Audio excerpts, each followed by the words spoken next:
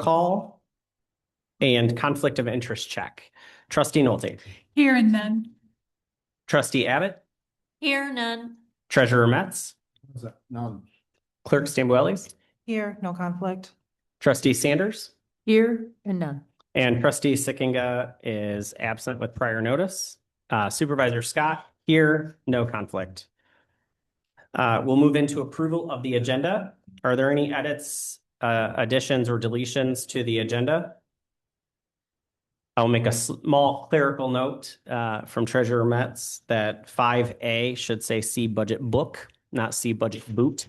I did wear my boots today just to be on, but any other additions or deletions? Hearing none, we'll move into the approval of the agenda. Is there a motion? So moved. Second. Moved by Metz, seconded by Nolte. All those in favor, please say aye. Aye. Any opposed, please say nay. The motion carries. The next section of our agenda, we're going to have several presentations. We are always happy to support several of our community groups, and we have presentations from 3 of them today. We will start with Marie from WAVE, if you want to come on up. And we do have some information in our packets as well from each of the groups. I think so. Green light. Good. Awesome. Hi, my name is Marie Gress. I'm the executive director of the Wave Bus. I brought with me today Shasta Angel. She is our community relations coordinator, and she usually likes to start off these presentations with a little bit of information about Wave. So I'll let you start. So WAVE is the public transportation for Western Washtenaw County. We are public transportation like Jackson and Ann Arbor, but there's 2 big differences. We actually have a rural transportation. So we are a rural transportation system. So that is why we have the door-to-door. We only have 3 fixed routes. Most transportation systems have a lot more. We have 9 door-to-door drivers a day that run Monday through Friday, 6 a.m. to 9:30 p.m. The fixed routes, we have 1 that runs 5 days and 2 that run 7 days a week. The community connector brochure I gave you, the community connector serves your township. That bus was when we moved into Dexter in 2010. That's what started WAVE in Dexter. It covers Dexter, Chelsea, and Scioto townships, and that bus runs 7 days a week. The door-to-door will pick people up at their door, take them anywhere in Washtenaw County and back. There's many great things about that. So it's very convenient. It is very low cost because we are public transportation. If all of you rode together, you only pay 1 fare because our system charges per ride, not per person. And then we got Washtenaw County older persons millage money. So any Washtenaw County residents 60 and older now use the WAVE services for free, whether it's the fixed routes or the door-to-door. And this year's our 50-year birthday. Thank you. I'm going to get started with the WAVE 2025 report. So we submitted 2 handouts for you, and the first one is the 2025 report. On the first page, this looks very similar to what we submitted to you all last year as well. The first page is an overview of our services across all of WAVE, across all of our service area.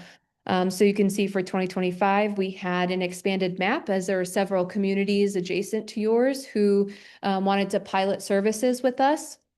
And then you can also see the line chart at the bottom where our rides have significantly increased the past few years. We've actually doubled ridership in the last 2 years, and we've exceeded ridership from prior to COVID. And not all transit agencies can say that.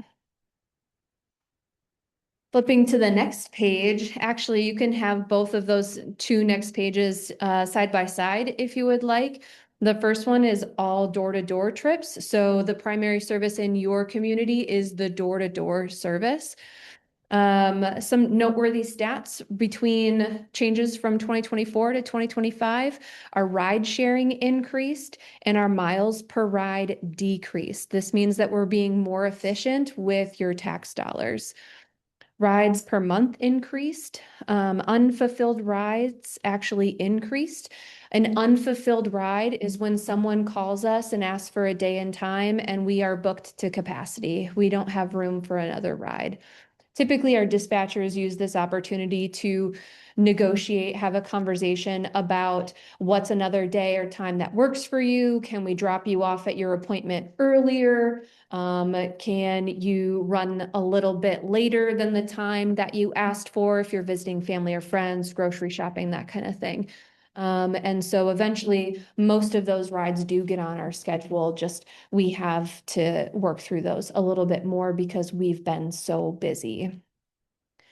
Our no-show rides decreased, and so a no-show is when we come to someone's home and no one is there, or they're saying, actually, I don't need the ride anymore, I forgot to cancel. Those are one of the more costly pieces of transportation. There were other rides we could have provided at that time. That time doesn't count as a ride, as miles, as hours, and so we like to see that number go down as much as possible. And then canceled rides is always interesting. Our team wants to dive deeper on how we can collect why someone's canceling. Is it because someone else has offered them a ride?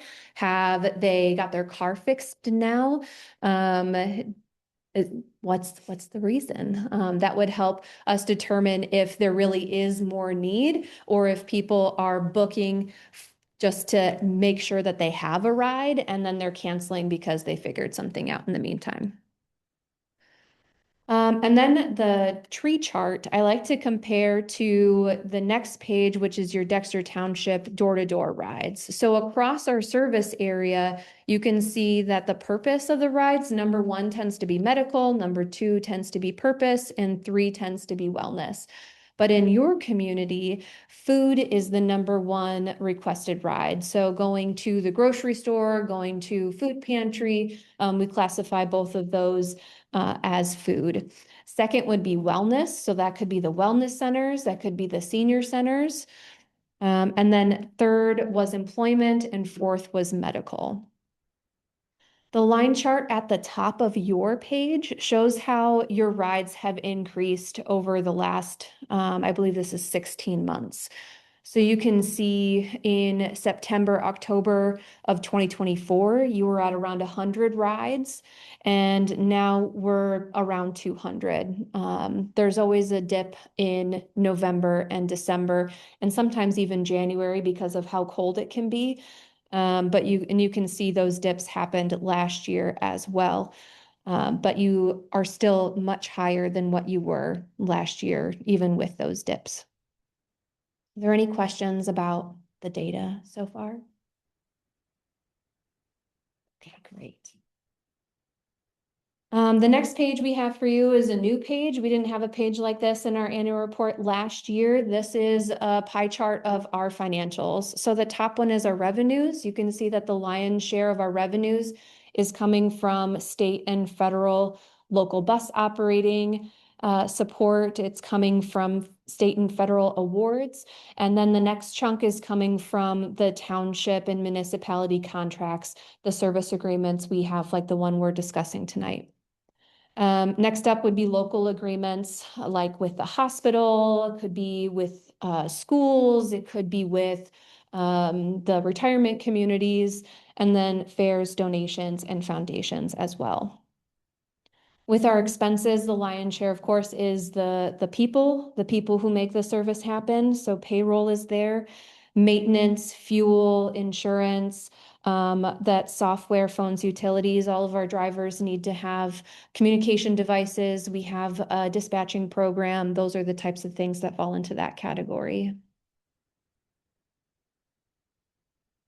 I'm doing pretty good on time, so I'll be brief with this next page. Last year, we accomplished a lot. We piloted some new service areas. We piloted some services. We were intentional about reaching out to youth and getting youth to use our service. So we saw that increase. We're now up to 5% of our ridership are youth. Groups increased, and we became much more data-driven. Coming up this next year, WAVE is turning 50, like Shasta mentioned, June 20th, save the date. We'll have more reminders for you, but June 20th is when we will hold our celebration. We've refined our service area, so I mentioned those piloted areas. Many of them chose not to continue. The utilization was not high enough, or their riders were trying to go the opposite direction. So when we expanded into Putnam and Unadilla, Pinckney, a lot of their riders wanted to go further into Livingston County, and the LET service is available for that. There wasn't as many riders coming into our community. We did keep Grass Lake though. Grass Lake is on Tuesdays and Thursdays.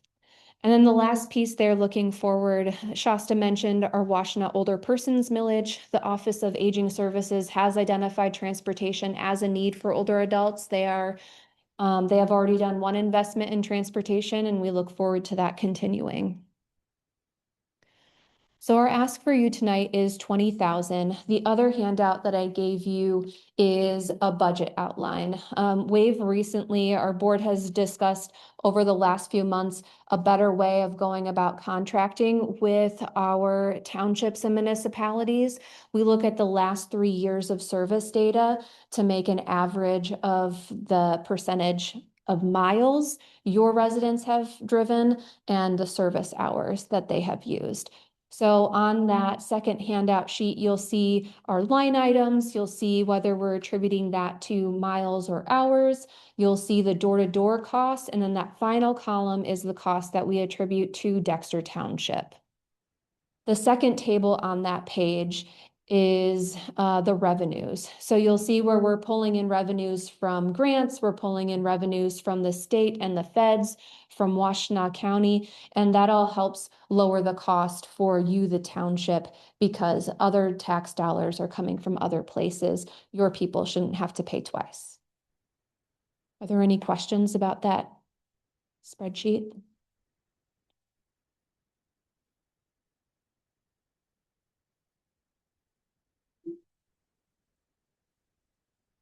Any questions? Sorry, I was still Not yet, looking yeah, down. sorry. I forgot I needed to look at all of you to see if anyone. Nothing right now. Great. Well, you know how to reach me. I send out those monthly WAVE updates to all of you. You're welcome to respond to that, respond to a recent one. Thank you for your time tonight. Thank you so much. Thank you. Next up, we'll hear from the Chelsea Senior Center and Jennifer Smith.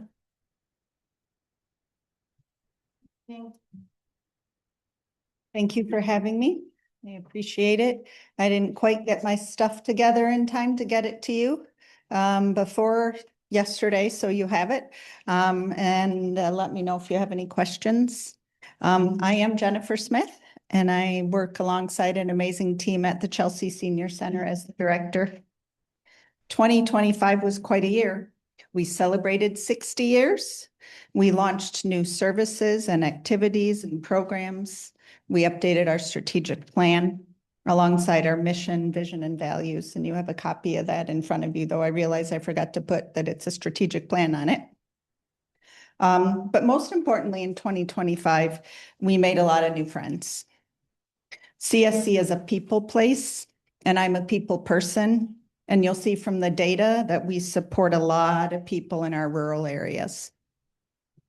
People who want to age successfully and safely in their communities, and who choose to use their voices and wallets and pocketbooks. I'm happy to go through some of the numbers with you if you think it would be helpful. Otherwise, I just wanted to share a little bit more information. As a nonprofit, you know that we're funded by financial contributions from many places. And now since November 2024, those of us serving in the senior space have been pondering how the funds collected from the taxpayers through the older persons millage will come into play. We're learning more, and now that the Office of Aging Services is in place and has a director, I look forward to the opportunities that our tax dollars will provide for our rural seniors. You may have heard that 11 senior centers are recognized by the county commissioners as essential resources for seniors in the county. I'm proud to say that Chelsea Senior Center is on that list. And I want to thank you for your help with that in proclaiming the Chelsea Senior Center and the Dexter Senior Center as senior centers of record. That helped us prove that we're legit. So I appreciate your help with that. We know that senior centers are the boots on the ground, caretakers of seniors in our communities, and each one is unique. The county commissioners recognize this and determine that to keep senior centers viable and continuing the essential work we do, each center on the list will receive an annual contribution from the older person's millage of $200,000. This contribution is a lifeline. Like contributions from Dexter Township, it means we have funding to help pay for the non-sexy, less innovative, more mundane expenses that most funders won't cover, like rent, payroll, toilet paper, volunteer appreciation gifts, software, technology, HR support, computers, phones, the stuff and the basics that organizations must have to keep its doors open and to keep a team in place in order to serve seniors. It's also a lifeline for our organization. It is a lifeline for our organization and for area seniors.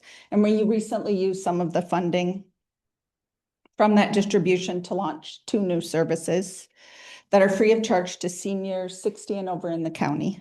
One of which is a Brief Stop. It's a discreet personal needs closet offering briefs, pads, and related care products to supplement the needs of seniors who are living with incontinence issues. And the second, through a collaboration with Chelsea Area Fire Authority, is providing reflective address signs and key lock boxes. Both services help seniors stay independent and engaged and able to live with confidence and feeling safe. I'd like to share a personal story, and I'll start by saying that back in 2018, I knew better. I'd worked at the Chelsea Senior Center for 4.5 years and had learned about key lock boxes. They hold a key to the house and allow quick access in case of emergencies. As a program manager at the time, I actively encouraged people to purchase one for each of their homes. In October of that year, my 76-year-old father-in-law, Pat, and his 80-pound dog, Hooch, moved in with us. Like life, it was unexpected and quick. A change happened, and we had like 24 hours to make it work.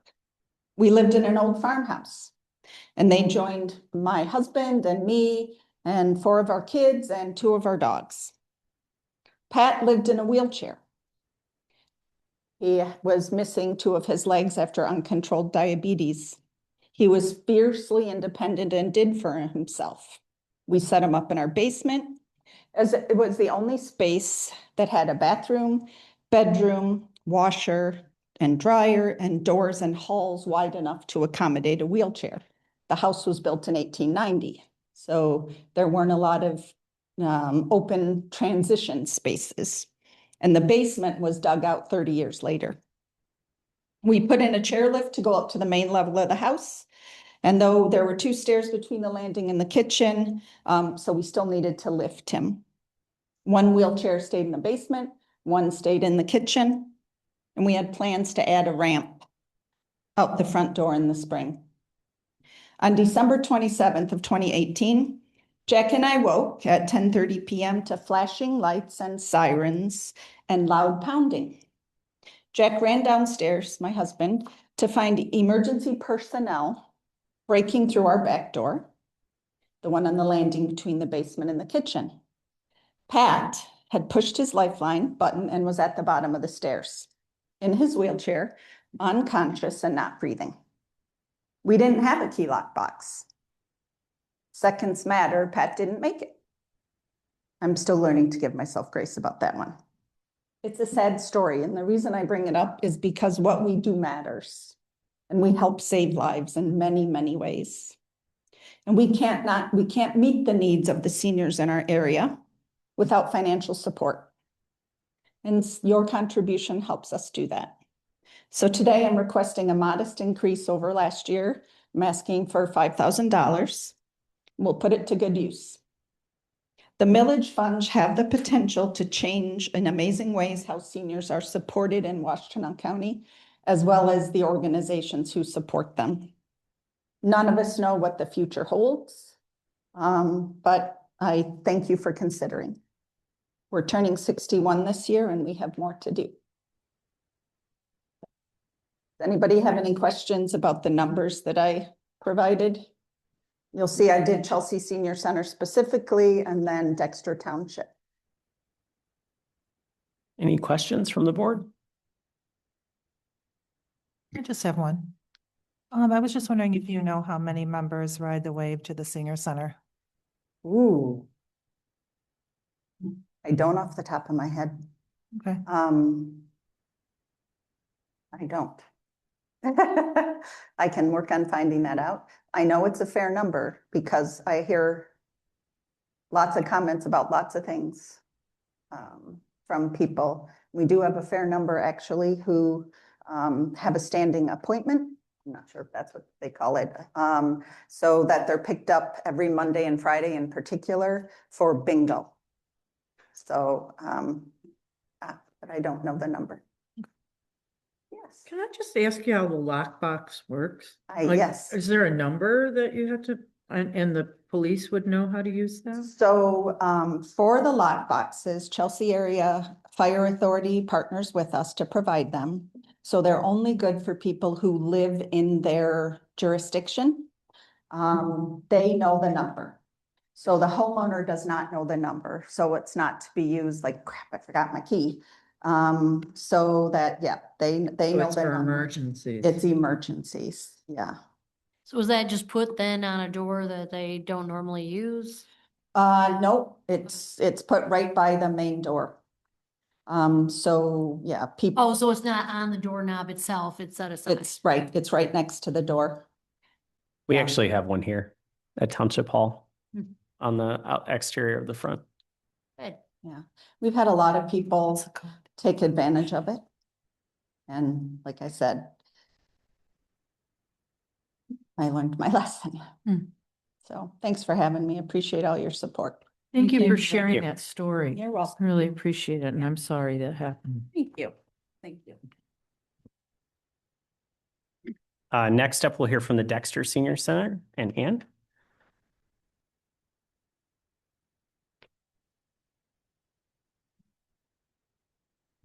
Hi, everybody. My name is Anna Peckrell. I'm the Executive Director of Dexter Senior Center. And I just wanted to thank you for the opportunity to be here tonight for all of us, the three of our organizations, to share about the great work that we're doing in the community. I'm especially excited because 2025 was hands down the biggest and most significant year in Dexter Senior Center's history. And our partnership with Dexter Township, along with our other municipal partners in Washtenaw County, are what made this incredible year possible. And so before I get into some of the details of the report that's in your packet, I just wanted to kind of briefly touch on why Dexter Senior Center exists and why other senior centers exist. Jennifer did an incredible job just highlighting some of the reasons that senior centers are important and how they save lives. But in general, senior centers exist because older adults in our communities deserve to have a place where they're seen, where they're supported, and where they can be connected with others. And for many, the senior center is the difference between staying engaged, aging in community, and becoming isolated and experiencing the health implications of being isolated. Last year, I wasn't able to be here to present to you of what our goals and plan was for 2025. I was actually on my honeymoon. And so Jim came in my place, but I know that he shared with you that our number one goal was to move into our new facility, which had been a project that we had been working on for several years at that point. And I am so incredibly proud of our team and of our board that we did make that transition in July of 2025. We opened on July 8th, I believe, July 8th. And the response from the community was more than we ever could have imagined. We knew that there was going to be growth. We knew that things were going to change, but we truly did not expect how much it grew. And so we'll talk about that a little bit within the packet. To start with, the first page of your packet is just a brief cover of some of the activities, kind of a glimpse of what the senior center can look like on a day-to-day basis. And so you'll see pictures of some of our members at a Detroit Tigers game, our arts and crafts classes. The ukulele group is in there, Mahjong, which that group has grown from like a group of 4 to 30. I have to look for a bigger room now for Fridays. But anyways, this is just, I was looking through our pictures, and it's amazing that really the senior center looks like this on a day-to-day basis. The second page in your packet is a letter from myself. I hope that you have or have had the chance to review this. This just gives a little bit more detail about some of the things that have occurred over in 2025. Again, so much has changed that it's difficult to actually put into words in one page what has occurred. But just to give you a brief couple ideas of what's included in there. At the beginning of 2025, Dexter Senior Center it had 2 part-time employees that worked about 12 to 15 hours a week. And we were mostly being operated by our board of directors. At the end of 2025, we have 2 full-time employees and 3 part-time employees working anywhere from 15 to 30 hours a week. And that's been very exciting and very needed because of the growth that we'll talk about that's occurred. We've launched so many new programs and services. And some of the things that Jim had mentioned to you last year was wanting to do more with Dexter Township residents. And so some of the things we delivered on were we had programming taking place at Hudson Mills, advertising that the township pays for Metro Park passes for residents. So we were trying to utilize that resource and getting our members out for our walking clubs and things like that. We also brought Hudson Mills into the center to do outreach to Dexter Township residents and all of our members, but the goal being that more of your residents are utilizing that program. We also sent social workers on our Dexter Township Meals on Wheels route to see if there were any emergent needs from our clients. And really, again, it's difficult to explain all of the changes that have occurred. Before I leave, I put this together today because I just really thought it was special. I looked back at our January 2025 newsletter, which gives a breakdown of all of the activities that are taking place on a day-to-day basis. And then you can compare it to what our January 2026 newsletter looks like. So I'll pass that out so you can take a look at the fun things that we're doing day to day. The third page in your packet is this one here. And so this is where some of this growth and changes have occurred. At the end of 2025, we had 865 members. That is a 100%, more than a 100% increase from 2024. So when Jim came to visit you in January or February of last year, we were just at about 430. We held or hosted over 650 fitness classes, and I'm still very proud to say that with your membership to Dexter Senior Center, all fitness classes are free as part of that membership. So if you pay your membership dues or get a scholarship for your membership dues, you can enjoy group fitness 5 days a week. 10,000 meals were served, and our average daily attendance was 77 individuals. The second half of this page is a breakdown of what people are coming to the senior center for.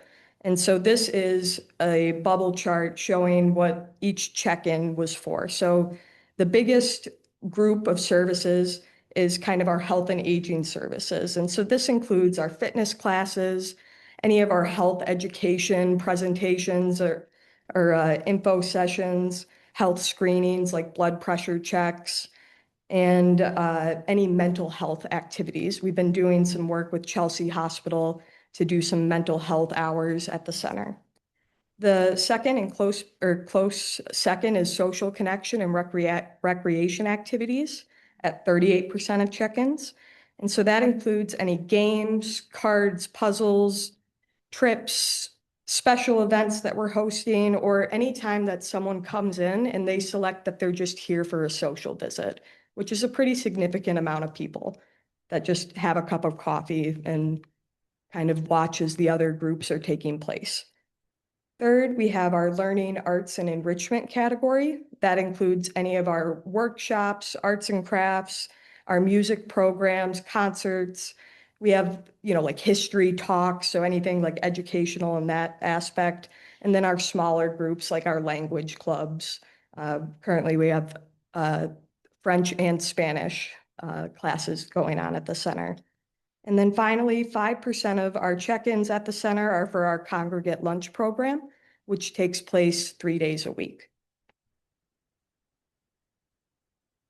The next page of your packet is a breakdown on Dexter Township members specifically. So I always like to start by just reminding the group what the older adult population looks like in Dexter Township. So currently, 21% of Dexter Township residents are over the age of 65. Of all of those older adults, 8% of them are members of Dexter Senior Center. 14, I have to check, it might be 15% now, but 14% of all of our total membership are from Dexter Township. And then on the far right there, you can see a year by year change in the number of members we have from Dexter Township. And you can see there's been consistent growth over the last few years, but I'd like to point out very specifically that between 2024 and 2025, our Dexter Township membership has doubled. So we're very, very excited about that. And as we continue to grow our programs and services, we know that the demand will increase as well. We know that as the older adult population in this community continues to get older, they're going to be looking for opportunities that the senior center can provide. And it is very important. While we are very, very lucky and very blessed to have the older person's millage, which is something that the senior centers had been working towards for years, it is still very important to receive financial support from our community partners. And we're so thankful that Dexter Township and our other municipalities were there for us before the county millage. We really would not exist if it weren't for our community partners. And we do hope that you'll continue to support our work, because as Jennifer pointed out, the millage dollars and our partnership dollars, it pays for the things that funders won't fund. Funders want to fund special projects, a community garden maybe, or a new fitness equipment, which is fantastic, and we need those things. But none of it is useful if we can't keep the lights on, if we can't afford to pay a program manager to schedule activities. And so, again, just reiterating how grateful we are that we've had your support for as long as we have, and that we hope to continue serving your residents. The last page of your packet is just a little bit of a overview of what we're looking at for 2026. As you can see from what I've shared already about 100% growth in membership, an entire new staff. We have a lot of work to continue doing to build our capacity to continue serving at the level that we are and to grow with the demand that we're seeing. But in 2026, we're looking at a $485,000 budget. And we are requesting, in partnership with Dexter Township, $15,000, which is slightly more than what we received in previous years. And this would represent about 3% of our annual budget. In addition to, growing our capacity as an organization, we also have some additional goals for 2026. My staff and I are working on becoming a more dementia-friendly senior center this year. We're hoping to grow and improve our senior nutrition program, working on modernizing the senior center for today's older adults so that we can capture the younger old as they're transitioning to older adulthood. And also modernizing the senior center because it's being used by community groups every week. The Dexter Forum meets at the center, the Dexter Lions Club, Dexter Rotary, the Chamber of Commerce. All of these groups are meeting at the senior center and utilizing it as a community space during our off hours. So attempting to modernize it for any additional community groups that would like to use it as a resource. And we're also hoping to continue broadening our programs to serve a wider range of older adults and always working to improve our outreach to isolated older adults. The challenge in that is that they are isolated. And so it can be difficult to find the right outreach techniques, but we are working towards trying to develop the ways that we're communicating and getting information out. And before I take questions, I'll just, that's okay, pass around. Absolutely. This is, the top page is the 2026 activity calendar for this month, and then behind it is 2025, so you can compare and see the change. Thank you. Thank you.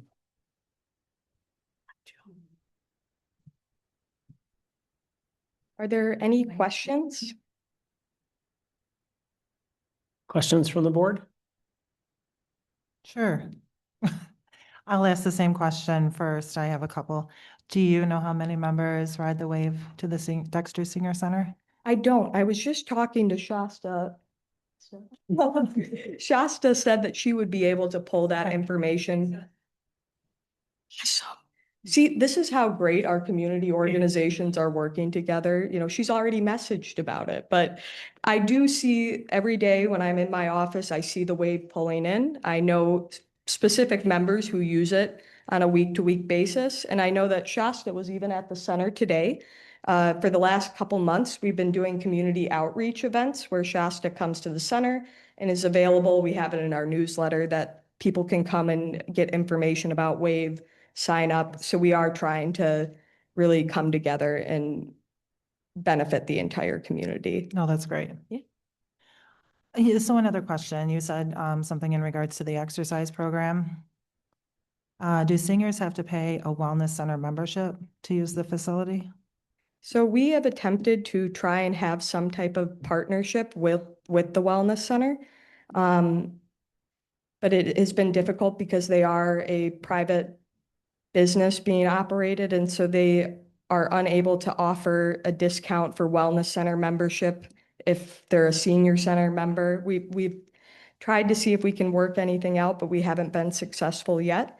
So all of the fitness classes that I'm referencing are taking place at the senior center and not at the wellness center. We do utilize some wellness center instructors, so we pay the wellness center on a month-to-month basis for a few of our instructors that teach classes at the senior center. I don't even want to get into my thoughts and my questions I have about the science, the wellness Please. center as well as the senior center. I understand you have a new facility, but the whole intention of that grant was to purchase the wellness center for the Dexter Senior Center. I'm not going to get into that. Other than that, I just want to say I really appreciate the extra outreach to the rural community. We've talked before, and as someone who knows firsthand, people that live outside of the city do tend to isolate and are, you know, without having the community being able to walk, being able to have neighbors close in proximity. So thank you for that additional outreach to the rural community. It's really important. I'm a member. I joined this year. Is there I believe Chelsea said they get $200,000 a year roughly. Do you know what your number is from the older persons? All of the 11 Uh-huh. senior centers that were they're listed, all they are the same. receiving 200,000. Okay, so 50% of your budget is coming from that. Yes. And my next question is, and I believe I talked to Marie about this one time with WAVE, that I just don't think it's been given attention of our seniors in Dexter Township, like if what their needs really are, who they are, where they are. I don't think we have a good handle on that. But are there things that we can do to help you reach into our senior community and then we can help identify some of those things? Yes, so I do know that some other municipalities like Webster is what I'm thinking of specifically, that each year there is some type of community survey that goes out, or it might be part of their tax billing process, where they use that as an opportunity to ask important questions to their residents. And I know in the past they have used it before to help other community organizations identify what the needs of their community is. And so if that is something that Dexter Township does or has an opportunity to survey membership, the senior center would be so excited to participate in that and to provide questions that we're hoping to ask in order to try to identify or to garner more membership, get our name out to more of the residents. So if that's something, I'd be very interested in speaking to you guys about it. Yeah, great. That's where one of my interests are. Any other questions? No. Anna, Right. thank you so much. Thank you. very Thank you. much. All right, that concludes our presentations. We'll now move into our budget discussion. We will move to our budget books and go through our operating budget requests. My plan for this section was to go department by department, and I will just call out a department. If you have something on a line item or discussion within that department, just raise your hand and we'll stop and talk through them. The goal of today's budget workshop is for us to get through the spreadsheet is actually supplemental though, so you'll be fine. Is for us to get through all of the individual line items and make any updates that we may need, so that we can come next time and talk about some of the final numbers before we have our actual budget hearing and final passage of the budget in March. So we do have a couple of additional months here as we review. There was supplemental material for the budget book on the table for you. It includes a new budget. The last time we discussed, there was a request to make sure that the headers followed each of the line items. So you'll see that the new printout has slightly smaller font, but achieves that goal. So we will start with our revenue projections. That is the first page here. I just want to highlight that even though we are losing or projected to lose some of the state shared revenue as those cuts were passed down from the state of Michigan, the projected increase in property values means that we are dealing still with a slightly higher projected revenue than this previous year. So our projected increase in revenue is slightly higher than the cuts that we received from the state. So you'll see that our projected revenue for 2027 is 1.5, a little over 1.5 million. So $1,561,455. I don't think I'm on the right page. Supplemental. It's that, yep, right behind the blue It's in the tab back of. there, Laura, but there's a new one. Okay. It should be. A new, It's clipped with the It Dexter looks, Township. it looks like this. It's got the teal at the top oh, of the okay. spreadsheet. All right, I'll find it. All right. And if not, let me know. We can just switch it down.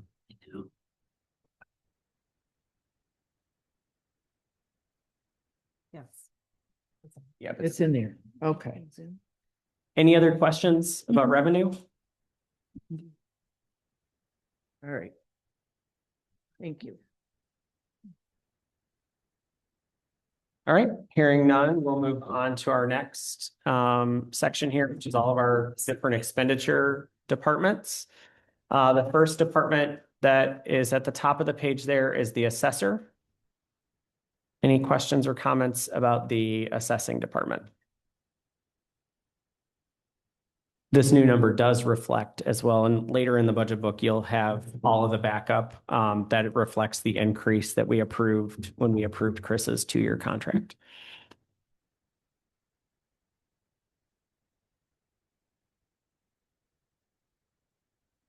All right, hearing none, we'll move to the next department. which is general government. It's Department 261. This one is pretty lengthy, so I want to highlight a couple of things and then I'll take any questions or comments that folks have. One is you'll notice an increase, a significant increase in the assistant wages, as well as a salary increase listed for the office manager wages. What is not listed here is the line item that we removed for that. So it is a net break even between the two line items. We used to have a project manager listed. We made the decision to hire a second office assistant. And then that freed up time for our office manager to take on some of the project pieces. So you'll see the increase there is a net break even if we had the program manager line still in the budget. But that is divided across those two lines. Any of the other wages do include our cost of living increase, except for elected officials. Those are determined by the Compensation Commission, which meets in odd numbered years to approve any increases for the next 2 years. So we're still operating under the last recommendation from the Compensation Commission for the fiscal year 2027 budget. And trying to think, there was one other. IT services, you'll see an increase there. That is, which we will discuss, includes some of the new charges for any of the office programs, but that's our annual contract with both BlackRock and BSNA. So we don't have the one-time fee this year, but we do still have our annual BSNA contract amount. Any questions or comments about the general government section? I'm just asking because under like supplies, these minor things that our year-end forecast is higher this year than what you're proposing next year. Is there a reason for that? The year-end Seems like it should be carried over if there's no odds. We may change that if Okay. so the year-end forecasts are based, it's a formula that Kim put in, and sometimes it's accurate and sometimes it isn't. So we typically, I think, have been under that amount in the past couple budgets, so I left it the same. If at our March meeting, we'll have better numbers, and we'll be able to update those if there's minor changes that we need. These were updated, though, I will say, as of the end of the last quarter. So we do actually have more accurate numbers now than we did the last time we looked. Is insurance, like building insurance and things like that? It seems like we've been very low on expenditures or some big fourth quarter bill coming. It'll be, Yeah. that's our normal insurance, and Right, I was just wondering. it'll be coming.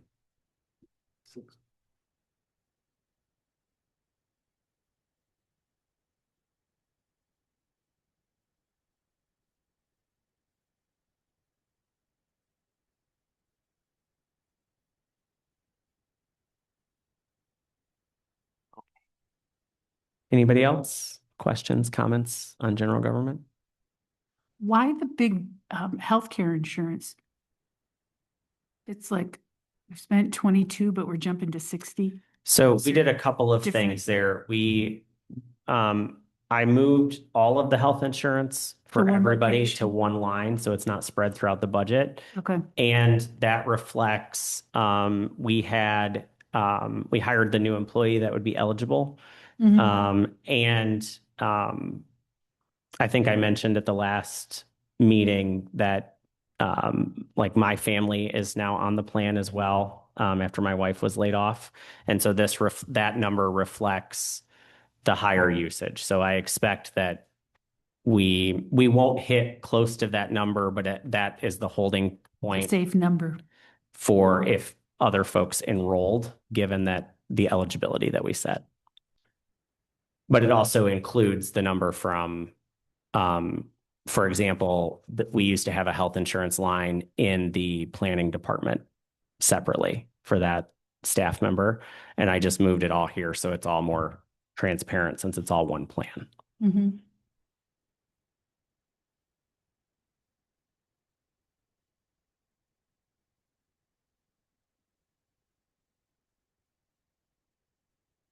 Any other questions? Comments? All right, hearing none, we'll move on to the election department, 262. We will have an election, I've been promised, for 2026. Two of them. And this will be a gubernatorial. So these are decent size elections. And so if you were comparing this back, this would be compared to the budget 2 years ago. With obviously some slight increases in things like postage, given the size of the election. Do we have a spot in the accounting that our elections are somewhat reimbursed, correct, from county and that? Do we account for those reimbursements? Like, they don't get logged under revenue? Like, they do get logged under revenue? They do. Do we have a line item? You do. Refunds and reimbursements. That's why. Oh, that's what that is? That's why it's so much larger than the 3,000 that is a normal. Refunds and reimbursement is election reimbursements. And it's abnormal Yes. this year Yeah. because we had the 2 special elections that were reimbursed. So that's why it's so much higher than the projected. Okay. The first one was reimbursed in my clerk's report. It does say. Yeah, I remember that. I just don't remember where it was in this document. Okay. Other questions or anything Clerk Samuelides, anything I missed on the elections? All right. Building and Grounds, Department 265.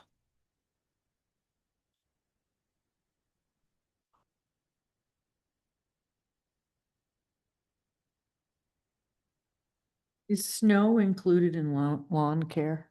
Okay. Yes. No major capital expenses, huh? Or is that back in capital? We'll have a Yeah, couple. Never mind. Although our major capital expense from the capital improvement plan, which we'll talk about when we get there, is not a thing that we actually have to do this year. So. We are going to be slightly over. I don't think we'll be over in the department level, but the lawn care line again, especially as we get bills for the snow removal. I will just say, publicly, I have been very displeased with our company this year. And so we will be coming to the board with, opening RFPs again. We've had a lot of trouble getting the fire station done in a timely manner when it's supposed to be prioritized. And I have reached out to the lawn care company twice directly to address concerns and have received no response. So you'll see that line is projected to be over. We are getting pretty high bills for salting and removal of snow, and the quality has been terrible in my opinion. So we will be asking the board to look at new RFPs as we move forward. Anything else under building and grounds? Is there, who would pay for a new wall around the green things? The wall around the green. What thing. green? Describe slightly better. Aren't you in my head? The green bins out there and that wall that goes choop, choop, choop. It's not the most attractive. Is it time we start thinking about, It would be our responsibility. Yeah. that would go in this category? I would Would it? think that we would expect it to last more than 10 years. So I think it would be a capital expense that we would want to plan for. Something we might want to discuss. It's bad. It's rotting. Yeah. It's just, We can definitely add that to yeah. discussion for when we get to the capital Yeah. requests too. Other buildings and grounds? All right, hearing none, Public Works. The one thing I'll note, we did keep the cemetery line item at 10,000. I actually think there's a slight increase. This was for mapping. Yes. And I believe we have there was in your supplemental material, I think is that 12, Sam? Is that what it went up to? Yeah. We want $12,000 to do that. So, we've been holding that in. We haven't actually done the project, but that'll be a slight change, to the amount which is included in the packet tonight. It needs a new fence too. It needs fence repair over there. And the other thing that I'll note is just I noted this in my report that we may have to do a budget amendment for the fiscal year 2026 budget. If you'll look at line item, it's the GL number is 101-441-955 at large drains. In the budget prior to this, it was just labeled miscellaneous. But in the actual general ledger, it is the drains line item. And so these fees here that we've incurred, the 9,726 are the actuals as of Q3. That is correct. That's our drain fees, and we previously didn't have that line item in the budget correctly. So the 2,000 that was allocated this year is what we set aside. We will likely have to do a budget amendment for fiscal year 26, and I caught it for fiscal year 27 to be able to propose a more accurate number. So that's why that number is such a big difference.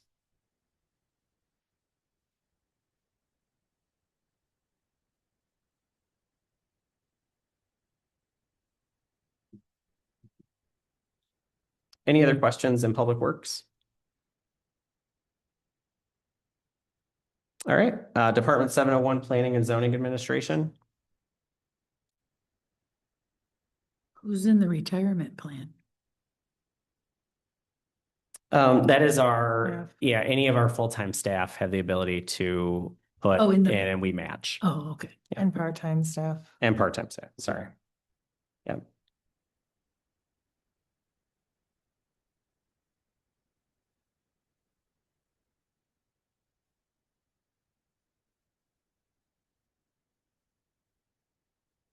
Any questions or comments there?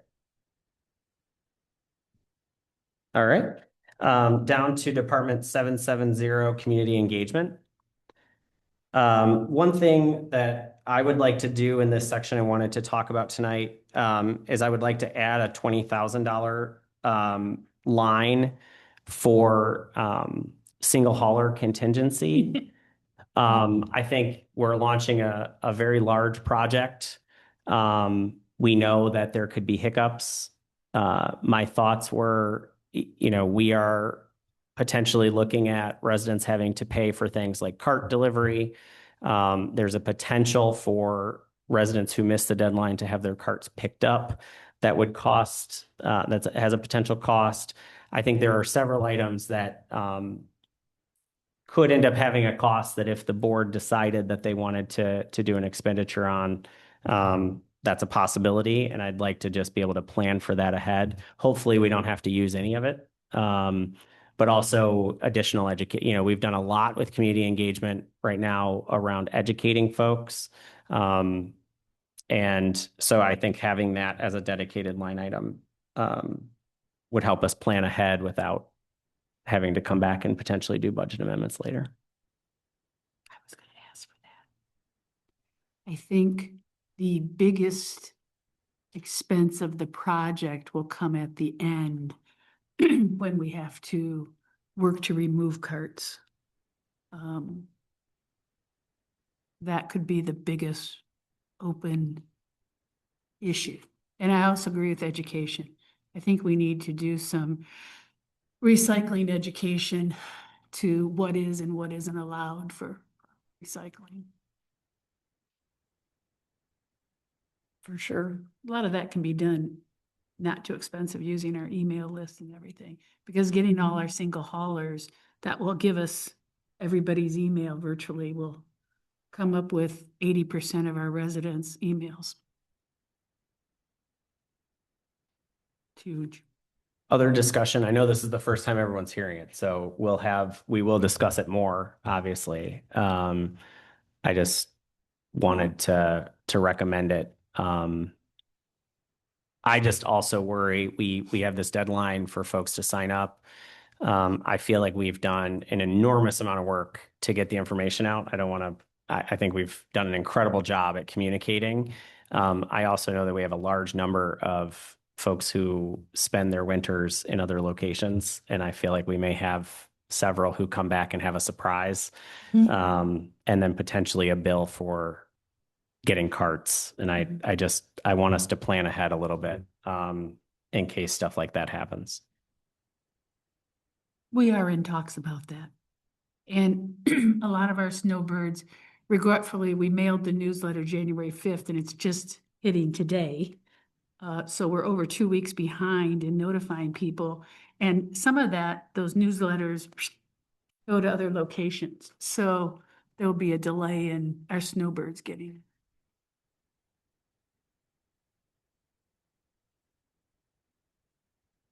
Questions, comments? Thoughts? Actually, the Chelsea landfill, I see that we budgeted 13,000 and it looks like the actual is 17,535. And then the year-end forecast is 13,000 and it looks like we're proposing 13,000. So what's the difference? It's a good question. I didn't catch that, Alicia, so I'll have to look at that and Okay. come back with an answer for next time.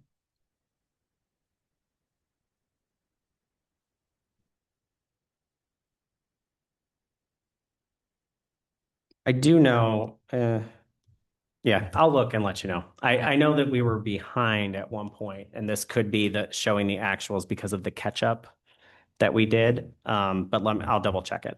I'm pretty sure that. That's the reason. I think that amount is almost, I want to say it was something like $4,500. So I think it closely tracks with what we were behind, Okay. but I'll double check it. Why do we pay that? That's for new, What is it? that is, for new. Agreement. Yeah, part of our agreement with the Chelsea landfill. And I believe we pay a certain amount per new home, or we pay quarterly. Am I mixing two things up? Sam? Per house we pay? Per home or per new home?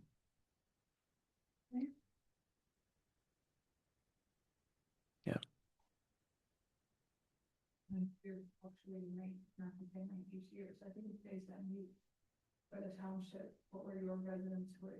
The residents that go to the Chelsea landfill, so we're paying supplemental for people to go to the landfills.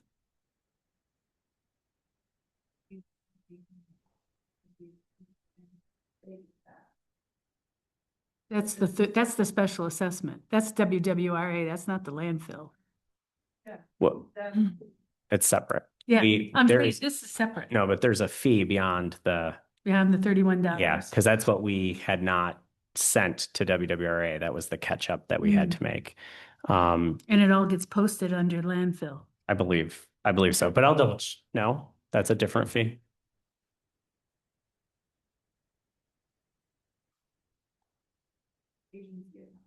They never ever affect our budget whatsoever. This is strictly for the landfill, and each of the local communities that have residents who use the landfill are charged a percentage, and I don't know how they come up with that. My disconnect, I don't know how. Well, But it's also to mediate when it was a landfill. It used to be a landfill. So the big Yeah. mountain in the back was a landfill, so that's to mediate that. the existing Yes, landfill. what used to be the landfill, because now everyone that uses that facility, they pay to dispose of their garbage, but they take it away. Right. Who takes it? Oh, the landfill. They Take don't, it to they a don't landfill real it anymore. landfill. They take it Correct. somewhere else. They truck it out. Yes. So we're paying $13,000 a year for our residents to take their trash to Chelsea. Landfill, basically. I don't know if that's, Or is that 13,000 just to keep that landfill? I think it's the I think it's the just the mediation. furniture And and it's just ongoing to monitor the gases and everything that are coming out of Correct. that Correct, landfill. I think. I only remember based on the invoices, but I will double check it. We'll Okay. get an answer for you. 'Cause if it's based on our residents using the landfill, that changes the dynamics to single hauler that I was Yeah. unaware. People of. that drop their garbage, they pay when they drop it. Yeah, I don't think it's based on our usage, but Or I'll double people check. using it, okay. I'll come with a better Is that answer next. vicinity for that landfill? It's another good question. Because it has to be Yeah, but monitored, what, maintained. what happens to old landfills after? Who knows how it was lined 50 back then? years. Maybe that's Well, why I don't. Probably not. Not. And being Yeah. a forever resident here, I remember that landfill and it was a Mhm. mountain of garbage, not a ski mountain. Mhm.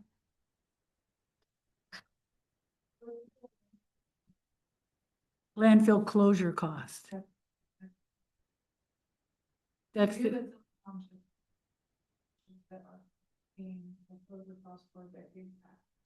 And it is a percentage. As I said, each year it's not the same amount. the percentage of their cost, or it's a percentage of,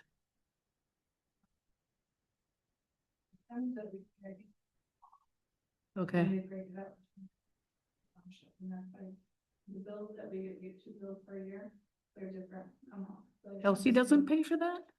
Huh? Chelsea doesn't contribute to that? Yeah. Do, Does it say how long?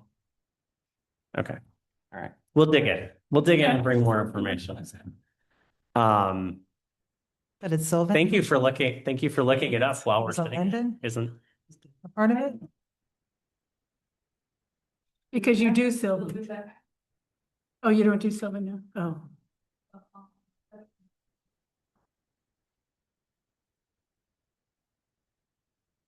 Well, that's kind of. we'll dig into it. We'll bring more Okay. information. But Kim, thank you for looking it up while you're here. Technology is amazing. Good thing to have you. Anything else under, we went back up, didn't we? Anything else under community engagement? 62. All right, Department 774, community service. One, Oh, one go ahead. thing, Yep. is that enough? Is this for the Park Pass program? What percentage are we looking to hit on that? Well, it's been It's- 20%. So is that 20% up? Okay, Yes, that's what's. okay, that's what I'm asking. Never mind.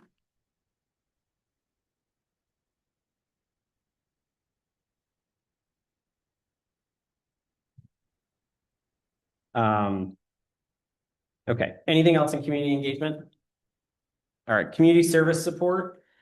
These numbers were based on the request that I had at the time. So we heard different requests tonight from two of them. So Wave's request is reflected as this number because that is what Marie had requested in the very beginning when we first started talking. Both the Chelsea Senior Center and the Dexter Senior Center requested additional funding beyond what's listed here. So I just want to get a sense from everyone here. I will say the only thing that is slightly hard for me, though I'm very encouraged by the doubling of membership at the Dexter Senior Center, is we doubled their contribution last year. So they originally got 5,000. We doubled it to 10,000 last year, and they're now asking for an additional 5. So another 50% increase to 15. I thought they were asking for 20.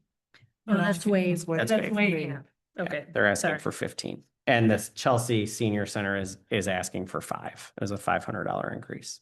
What I would say about the Dexter Senior Center is, look what they did when we doubled our contribution and what a difference a year makes. So I hope that we remember that when we're discussing. I have a lot of feelings about that. Increasing. I'll always advocate for the Dexter Senior Center, and I'm more than happy to give them the 15. Also, Chelsea, I know I've stated this in meetings prior, but Chelsea also has, or the Chelsea community has a millage. They support their senior center. On top of, they have the senior millage. While I love both senior centers, of course, I'm more partial to Dexter, because they don't have those those opportunities, but even with the senior millage, one thing that did disappoint me to an extent is there are senior centers that are much more in need than other senior centers that actually have a lot of support from their communities. So it's all divvied up 200,000 per. I mean, I'll be the first one, other than trustee Abbott, to support what Dexter Township does need to operate.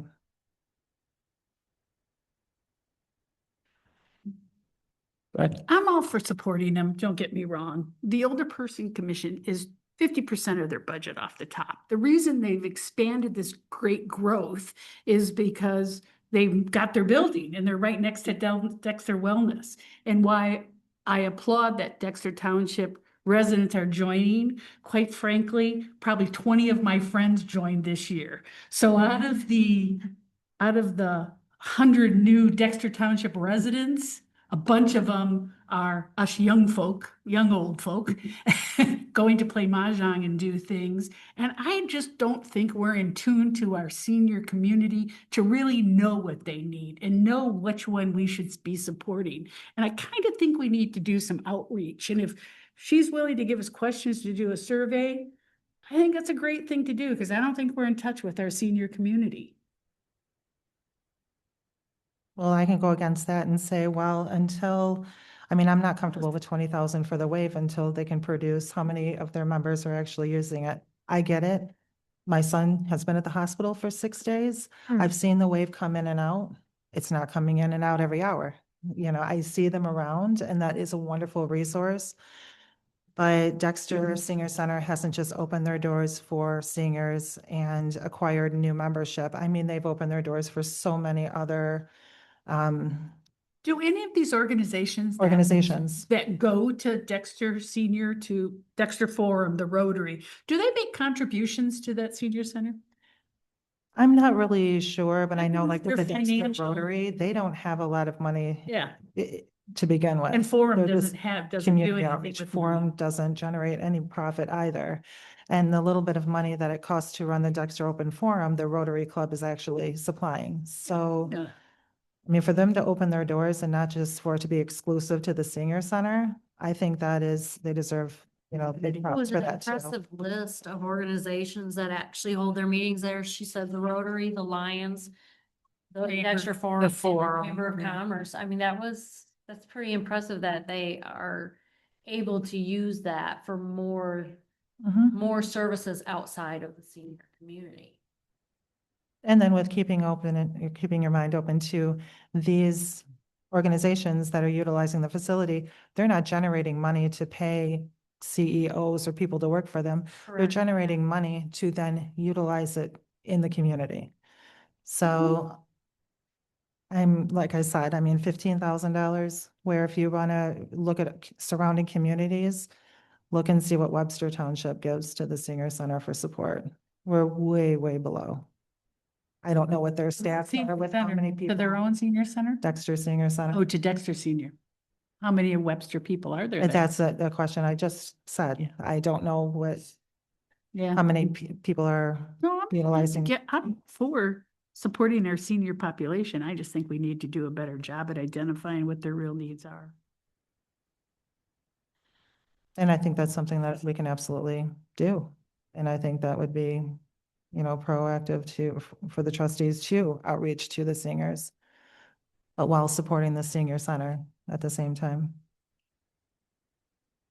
Well, it was a pretty impressive calendar that she handed Absolutely. us. And if you did take a second and look at January 2025 versus January 2026, it's an impressive increase. And for me, when I look at things like that, and I look at the increased membership, to me, I look at, okay, we doubled what we gave them last year. They didn't ask for us to double it this year, but look what they did with that doubling. So I feel like taking a chance on them, the extra organizations that are having meetings there are organizations that also further enhance this area. So I myself do not have a problem with the 15,000. I'd like to see a financial statement also. Other questions? I will. I agree that we should, do the 15,000. I just think it's important to support that social service as much as possible. Anybody else? All right. Well, we will continue the discussion. Any hesitation on any of the other numbers?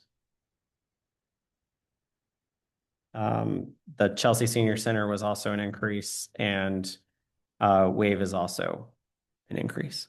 I will say I really appreciated that Marie broke down their line item budget Good. and showed us that Mm-hmm. the amount they were asking for, exactly what it broke out to and why.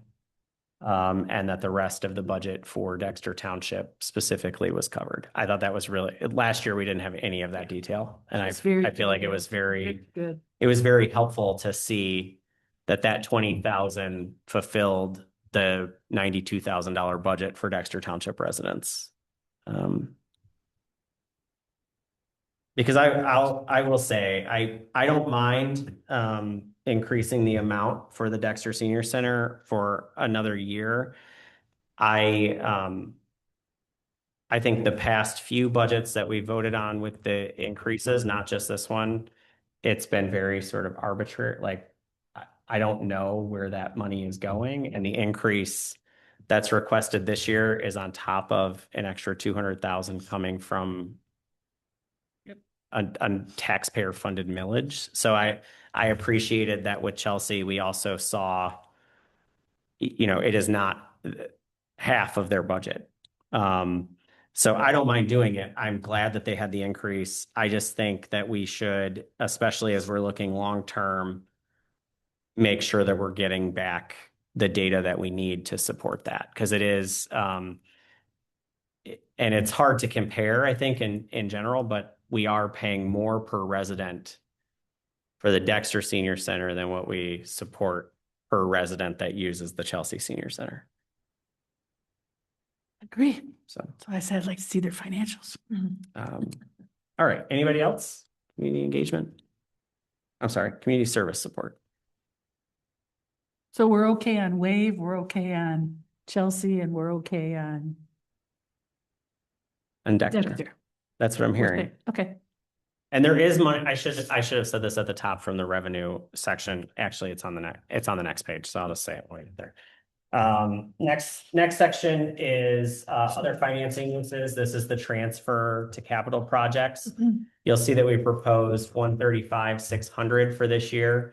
That included the amount for roads, but also for the elevator, what we were calling elevator repair. If you remember from our last meeting, it's actually a lift, not an elevator, and we don't need the full amount. So we put in an amount for sort of a catastrophic failure to carry forward, because that was what the capital study had us spending those dollars on this year.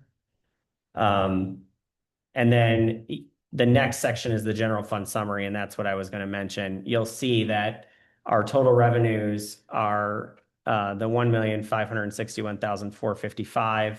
We've got our transfer to capital of 135,600, and our operating expenditures are only 1,304,932. So we do have some wiggle room within the budget to adjust those line items without going over budget or having to reduce other line items. And that still shows a slightly projected increase carry forward, even after the transfer to capital.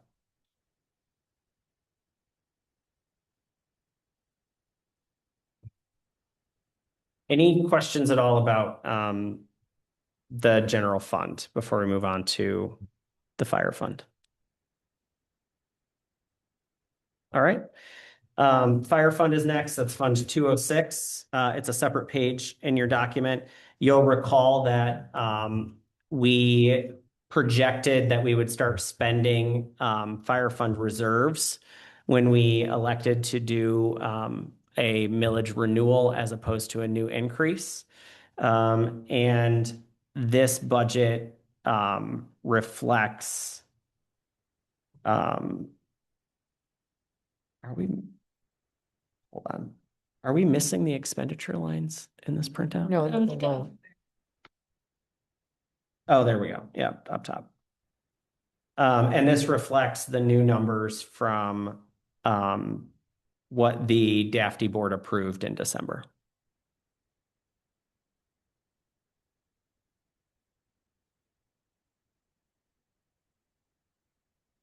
So you'll see it does cause us to spend about an estimated 177,000 from reserves, which is pretty much exactly. We actually expected to spend reserves last year and did not have to in this current fiscal year, the 26th fiscal year, which we will not have to do.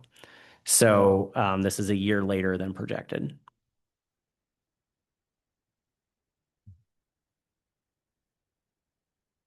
What's the concept to take the balance down to? I believe when we projected it out, depending on the increases at DAFT, it could potentially take it down. I want to say to something like 500. I don't have it in front of me.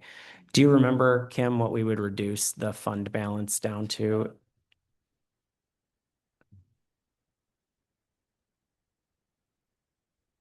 Your fund balance at the beginning or after the year end forecast is 1.6 million. I know the DAFT increases are usually, I mean, they don't amount to a very large amount, they're usually tens of thousands of dollars, so I wouldn't even expect this to come down to 500,000. Well, not in the year. I'm just asking overall. Yeah, it was a what we wanna get 5-year. it down to. In 5 years, what do we want to get that fund, where's that fund balance going to reduce to? Yeah, but we projected that we would spend down the fund balance to a certain amount. And I want to say it was either 750 I'm asking, or yeah, I just 500,000 wonder what are we spending over the down course of to? the 5 years of the millage. Okay.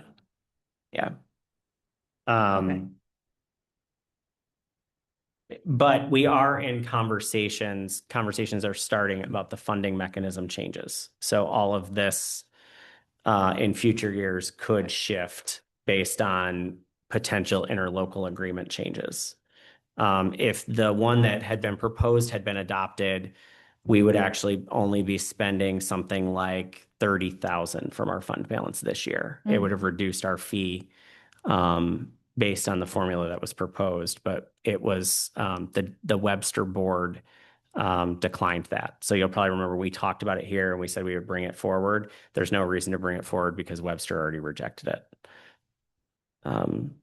So we are just operating under, and the DAFT board passed in December the budget with the standard allocation, and that's what's reflected here. Any other questions or comments about the fire fund?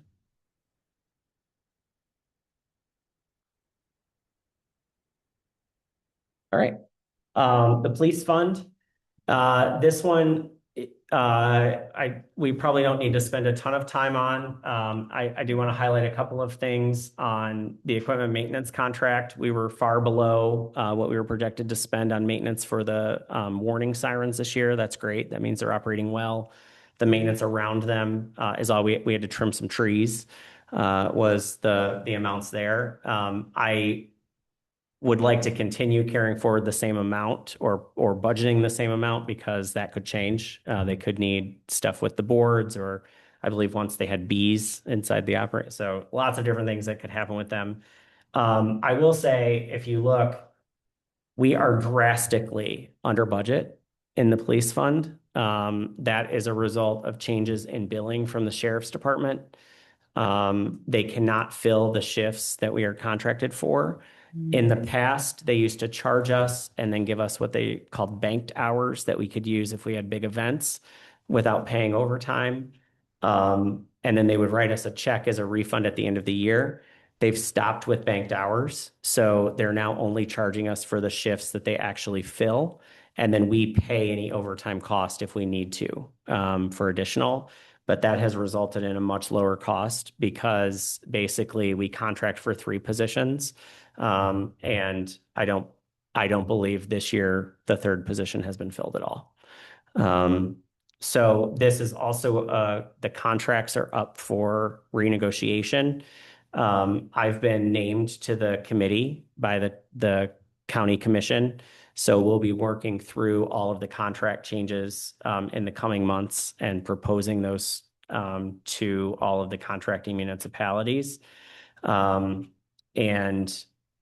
so I should have more information then, but this budget assumes our current contract. I expect that rates will go up, given all the conversations that have been had. I think the question then for this board will become, do we keep the contract at the current number of deputies, knowing that we haven't had that number for the past few years? Or, depending on what those cost increases look like. And so we will have lots of discussion about the police contract coming forward this year. But I left the budget at what the current contract was because we have no idea what the rates might look like. Any questions about the police fund?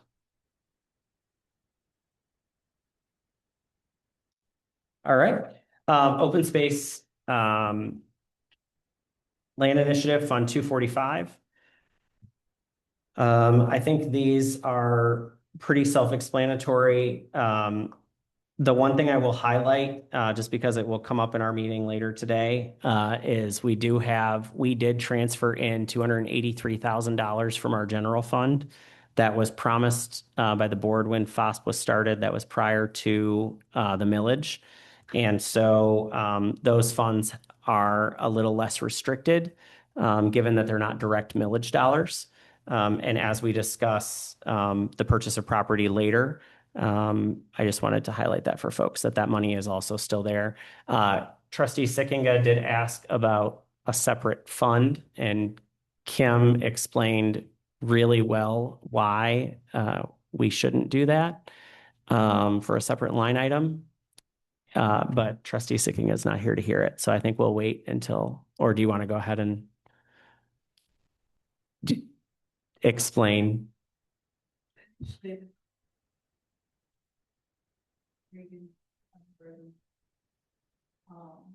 We can track restricted funds within the fund itself by creating a visual line item and use that line item for it. I think Zakinga was more, she wanted to see, because what happens within the fund is when we give you a revenue and expenditures, you have all your line items. It's not broken out that this is our restricted, this is our unrestricted funds. But it's $283, so we'd be creating a fund for limited use that would eventually go away. The funds would go away as we use them. Is that what you're saying? Unrestricted, yeah. But we can track those restricted funds. Yeah.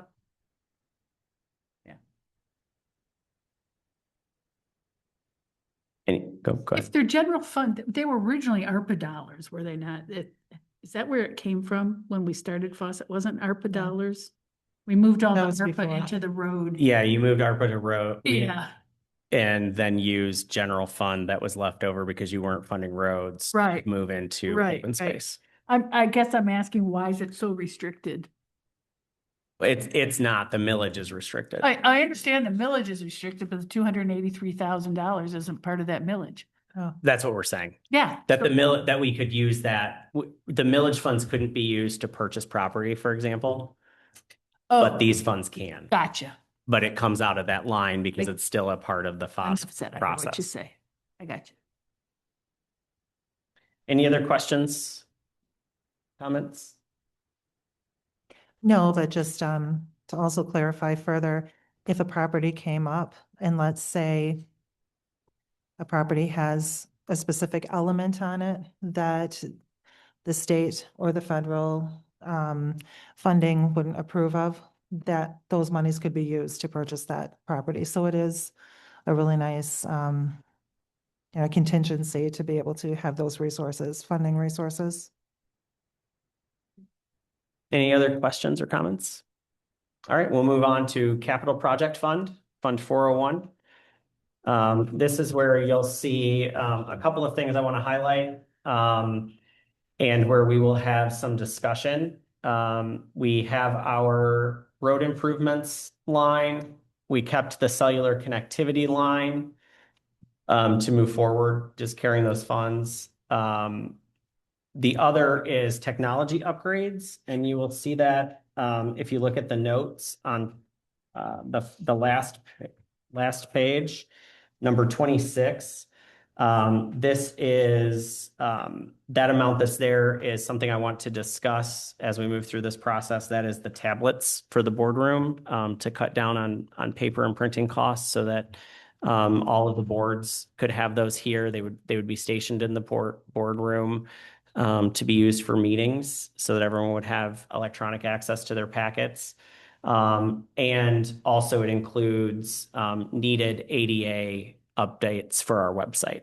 So we're working through some website updates right now, but there's some new ADA compliance laws for all governmental agencies, and that includes the cost to bring us into compliance with those.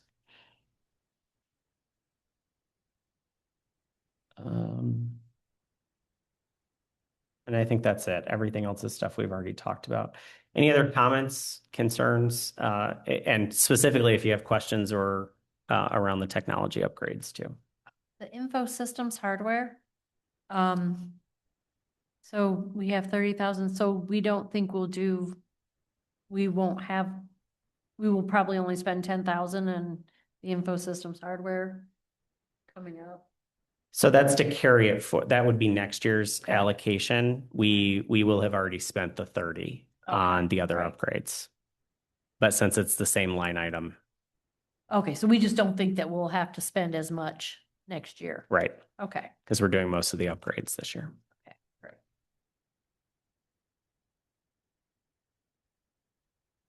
Why reduce the cellular connectivity from 150 to 100? Do we have any hopes of a cell tower to go pick that back up? Well, one, I don't think we would actually be buying a cell tower. The more that we Right. get into it, that's just not the way the process works.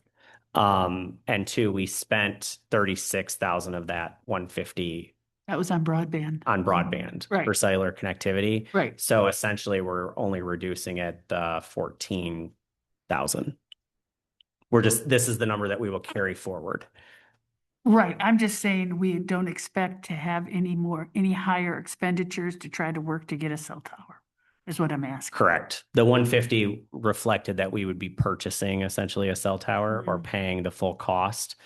In the conversations that I've had, I don't think even if Verizon had found that that's just not the process, they would pay for the tower.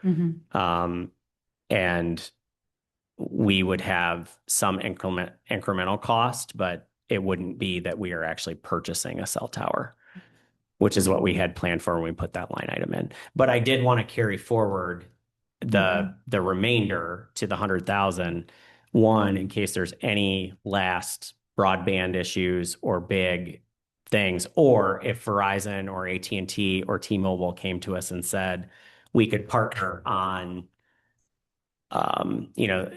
changing new transmitters. If we had $30,000, we could point it at Dexter Township. I want to be prepared for those things. We need it. But I don't think we would be spending the full 150 on purchasing a tower based on the conversations we've had.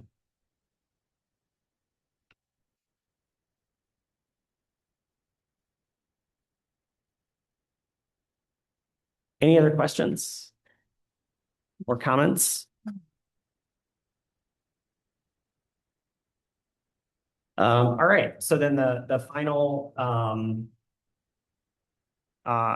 you see all of the funds there at the bottom. That reflects all of our different funds within the budget.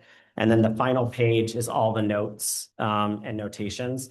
I do want to call out, even though she's not here, Trustee Sickinga asked us about the carry forward on different projects. And so those are now in the notes. So under 28, Kim did a great job breaking those out. So you can see what was budgeted versus what was spent and what's carried forward in that fund.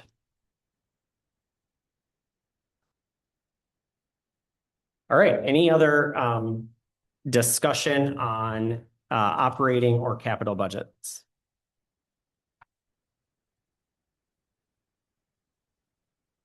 All right, hearing none, we'll move into our call for public comment on the budget proposal. Is there anyone from the public that would like to come on up?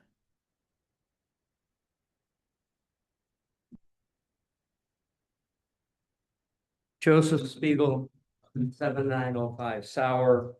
I'm here as a citizen. As we are all aware of the Saline Data Center debacle and resulting difficulties, I dig into this and have mapped out the current sites that data centers are an issue. There's about 15 in Michigan, either active, withdrawn, or possible sites in Michigan. I've reviewed as a citizen the Dexter master plan and believe the data centers are not supported as a land use, but our ordinance needs to be addressed. There's at least 7 municipalities that have passed moratoriums regarding data centers until appropriate ordinances may be considered and passed. Even Saline issued a moratorium a day late and $1 short. Data centers are an existential threat to Dexter Township vis-a-vis land use, environmental, water, noise, etc. I would suggest an ounce of prevention is worth a pound of cure. Furthermore, data centers will put stress on our infrastructure. As you're aware, DTE managed to obtain an ex-parte permission to increase its capacity by 25%, claiming that data centers would not increase customer costs. I'm rather doubtful on that. I would like to submit some additional material to the Board of Trustees to consider regarding data centers. I've provided Fletcher a possible model ordinance and a white paper for consideration, possibly by the Planning Commission. The open issue is, and this is a tough issue, University of Michigan owns a lot of property in Dexter Township. It is exempt from ordinances, zoning ordinances. It is a partner with respect to the Saline and Ypsilanti projects. One of the things the lawyer for Saline said, we are somewhat tied behind, our hands are somewhat tied behind our backs because the University of Michigan can do whatever it wants. Now, I don't know what the University of Michigan said when it acquired deeds to the property that it has in Dexter Township. I don't know if there's any restrictions in those deeds. I don't know how enforceable those restrictions are. It's a lot of empty space. I believe time is of the essence. I've always been of the view the best defense is a good offense. You know the 7 municipalities that have already passed moratoriums. Northville, Saginaw, Springfield Township, Green Charter Township, Howell Township, Saline and Lima Township. I think you should take this seriously, and I think you should consider it now because it's very difficult to cure the problem. So thank you for your time and attention. I know I went over my 3 limit. Bye. Any other public comment on budget proposals? All right, hearing none, I will entertain a motion to adjourn the budget workshop. So moved. Second. Been moved by Abbott, seconded by Trustee Nolte. Any discussion? Hearing none, we'll move into a vote. All those in favor, please say aye. Aye. Any opposed, please say nay. The motion carries. And we will adjourn the budget workshop at 7:41.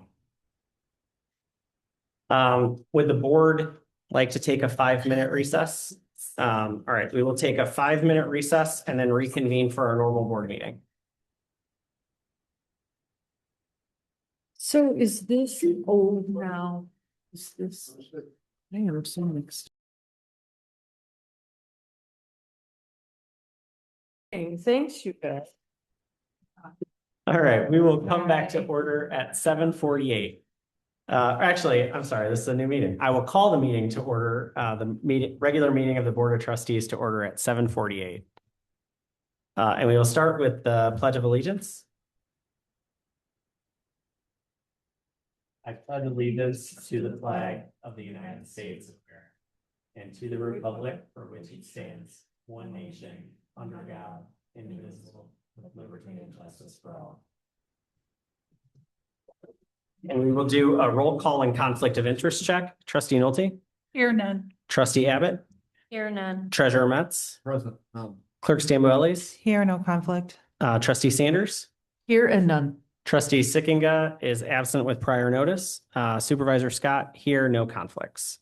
We'll now move into approval of the agenda. I did hear earlier a request to alter the agenda to remove consent agenda item A from the consent agenda and move it to action items. We would make it action item D.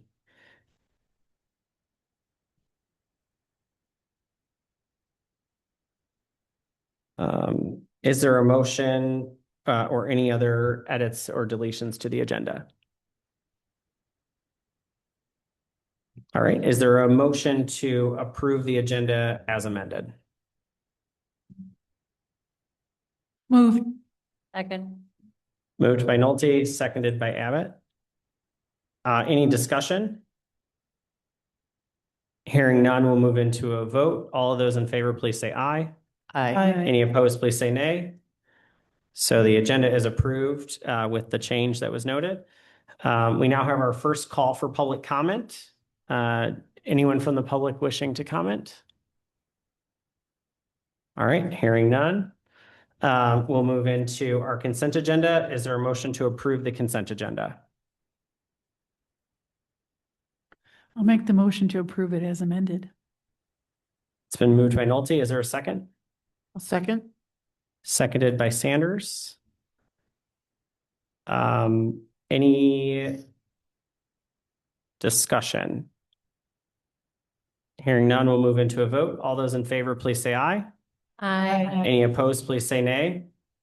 The motion carries. Well, now I will entertain a motion to enter closed session under MCL 15.2681D to discuss the purchase of property. Is there a motion? so. Moved by Metz. Is there a second? Second. Seconded by Sanders. Because this is a motion to enter closed session, we'll do a roll call vote. Trustee Sanders. Yes. Clerk Stamboellis. Yes. Treasurer Metz. Yes. Trustee Abbott. Yes. Trustee Nolte. Yes. And Supervisor Scott, yes. So we will.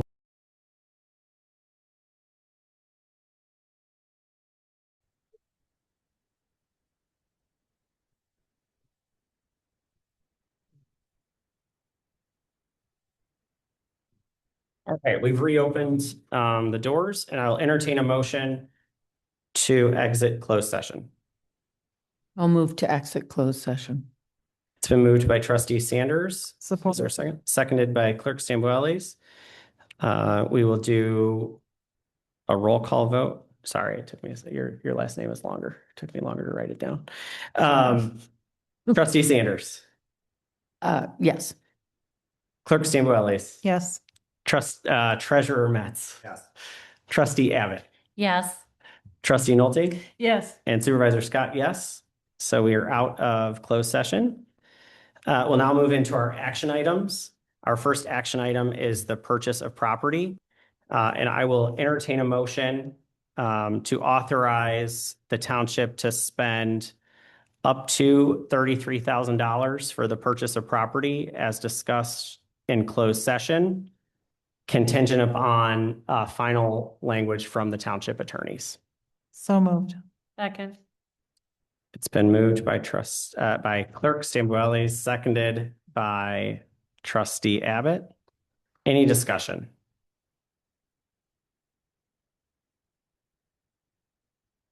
All right, hearing none, we'll move into a vote. Since this is financial, I'll do a roll call vote. Trustee Nolte? Yes. Trustee Abbott? Yes. Treasurer Metz? Yes. Clerk Stambueli? Yes. Trustee Sanders? Yes. Supervisor Scott, yes. Motion carries. We'll now move into the acceptance of financial transactions. That's page 14 of your packet.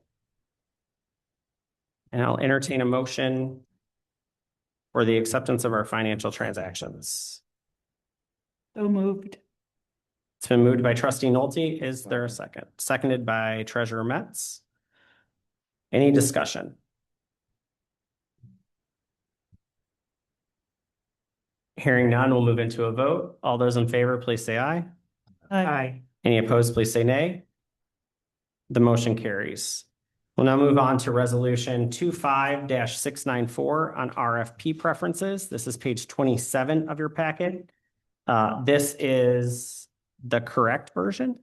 I know in our last packet, I was surprised to see the incorrect version. The changes that you'll see here were what the board had requested when we did discussion. We removed the MIT study at Trustee Sickinga's request, and we also gave some leeway in making it that it wasn't something that we had to do.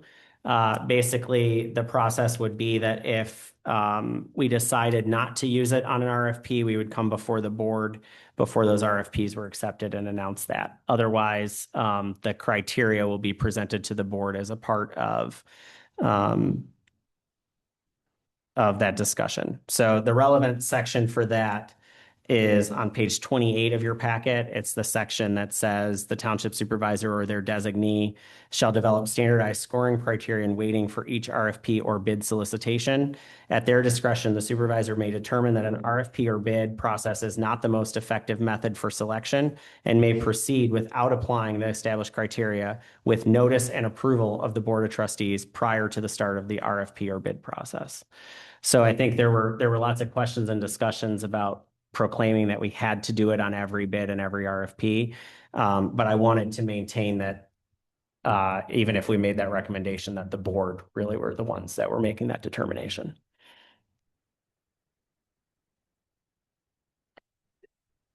The only thing that's popped into my head right this second, I'm sorry it didn't pop last month or the month before, was we don't have any clauses for hiring family, friends of staff or whatever you want to call it. Should we? Is the question, I guess. In the bid process, you mean? Like, you mean adding that as a, Those bids to, should there be a conflict of interest clause for bids going out of anything? Twitchy eye. yeah, I mean, that's a good, Or does it just change the rating? Can it just be noted in the rating? I don't know.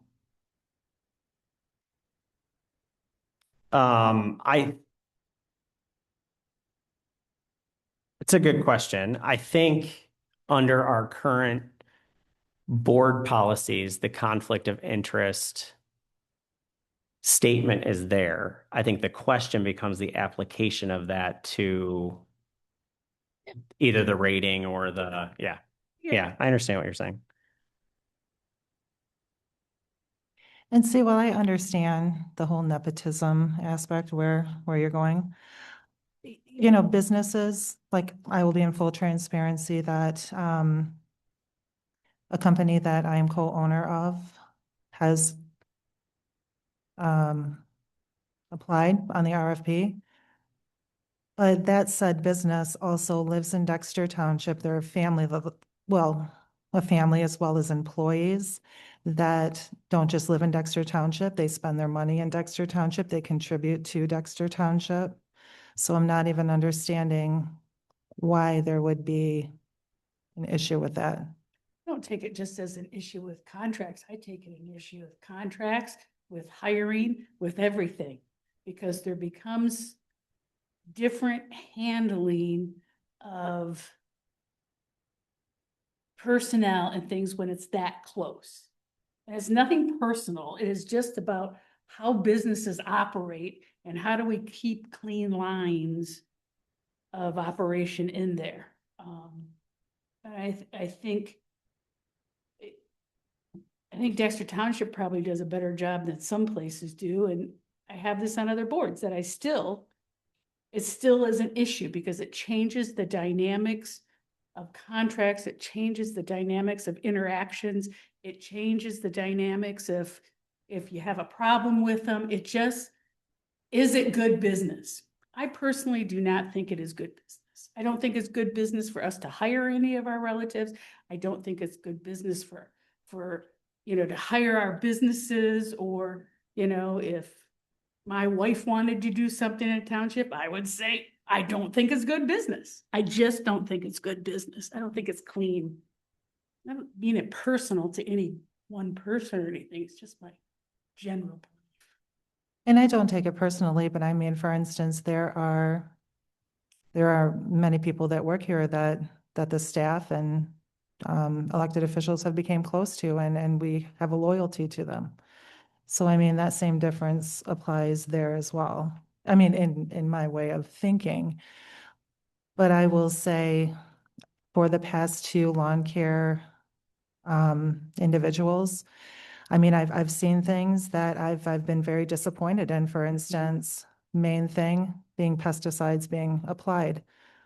Both companies have went against what the Dexter Township Board of Trustees have deemed we are environmentally. Yeah, we want the. That's taking that. So I don't mean, even want to go there because I have so much to say about that. So I don't even want to go there. But that is one of my examples of reaching in. I mean, it's just, I don't find it clean. I don't approve of it, and I will just make my voice known. That's fine, and I will be the opposite. For anyone, I think I know the majority of the companies where I would consider they're not friends, but they're acquaintances that, and in all aspects, down to the cleaning people. So, So here, I want to get us back though to sure. the RFP, to the process, the resolution here. Because I think all of those things would be, anytime we do a competitive bid process, like we're going to have discussion before any contractor is selected. I think the question on this that I heard you ask, Trustee Nolte, that I think is a fair question. I don't personally think it's a thing for here because we have those policies. I hear you though. I mean, and taking it away from, like, if we take the clerk's office out of this and we're looking at, if our new office administrator also worked at a company that provided, I don't know, rugs, and we were deciding that we wanted new rugs as opposed to using Centos. Like I think there are examples of those things that could come up that are not tied to the stuff that we've discussed previously over and over. For me, I think those are things that come up in the process separately from a competitive bid process that's outlined. But I'm open to, if the board has suggestions, like they want to add something in there that reflects that, then we should discuss that. But I do want to keep it on we're not picking any vendors right now. So, but this, I do want us to get to some sort of, right now we have no guideline really for reviewing RFPs. And I think that has, one, hurt us in the past. And two, I think that if we were able to really score these things and know, I mean, we've talked about wanting to know whether a company is local, whether they have employees here. This is a way for us to be able to ask that as a part of the process if we're doing big things. So what's everyone's preference? Is there an amendment? Do we want to, would folks feel more comfortable if we tabled this and made an amendment and brought it back? What's the, I think it definitely needs to be something that is discussed, because I also want to say in full transparency that our company was solicited. I didn't come and approach to bid it.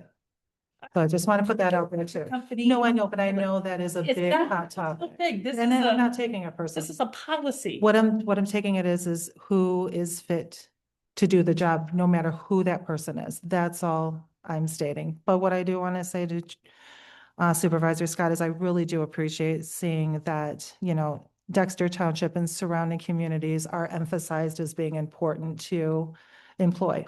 So I think this is a pretty great resolution. I think it should have some weighted to it. It should have some impact to the weight ratio that you get of an RFP. Do I know what that is? Nope. well, and I think by the way that this is written, that would be determined individually. I think if we were to add it, my suggestion would be that it would be something that would be added on page 28 under the evaluation weight for contractors who, Yep. A, B, C, D, E, F. If there's a way to state what folks want, I would say it would be there. And then the township supervisor or their designee create those weighting procedures based on the RFP. So it may be, for example, if we are looking at electrical contractors, there may not be, like, a quick search may show us that there are not many the size that we need in the area, right? So maybe the local area is less weight than, and I think to me, that was why when Trustee Sickinga suggested that we needed to have some flexibility, Absolutely. that was why I approached the changes the way that I did, so that there is some flexibility in how it is applied, given that it could be different based on every situation. Can I make a comment? Sure. I, not to rehash anything old, but I think there's a difference between, Karen, I'm talking to you. I think there's a difference between people being hired here and contracts with companies. I think there's a difference there. And so I'm not as concerned about I'm not as concerned about a conflict of interest with this. I do think that's important to talk about each bid and reflect on that. But I think those are two different, I don't know the word for it, but two different issues. That's just my opinion. I think it's different. I think bids are different than hiring your family as staff in the township.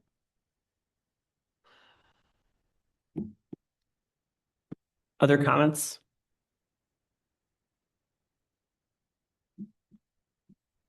Or is there a motion?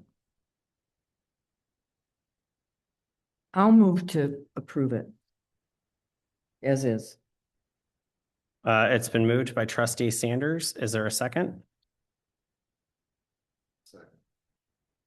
Seconded by Treasurer Metz. Any additional discussion?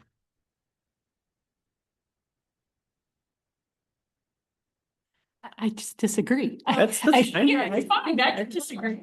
That's fine.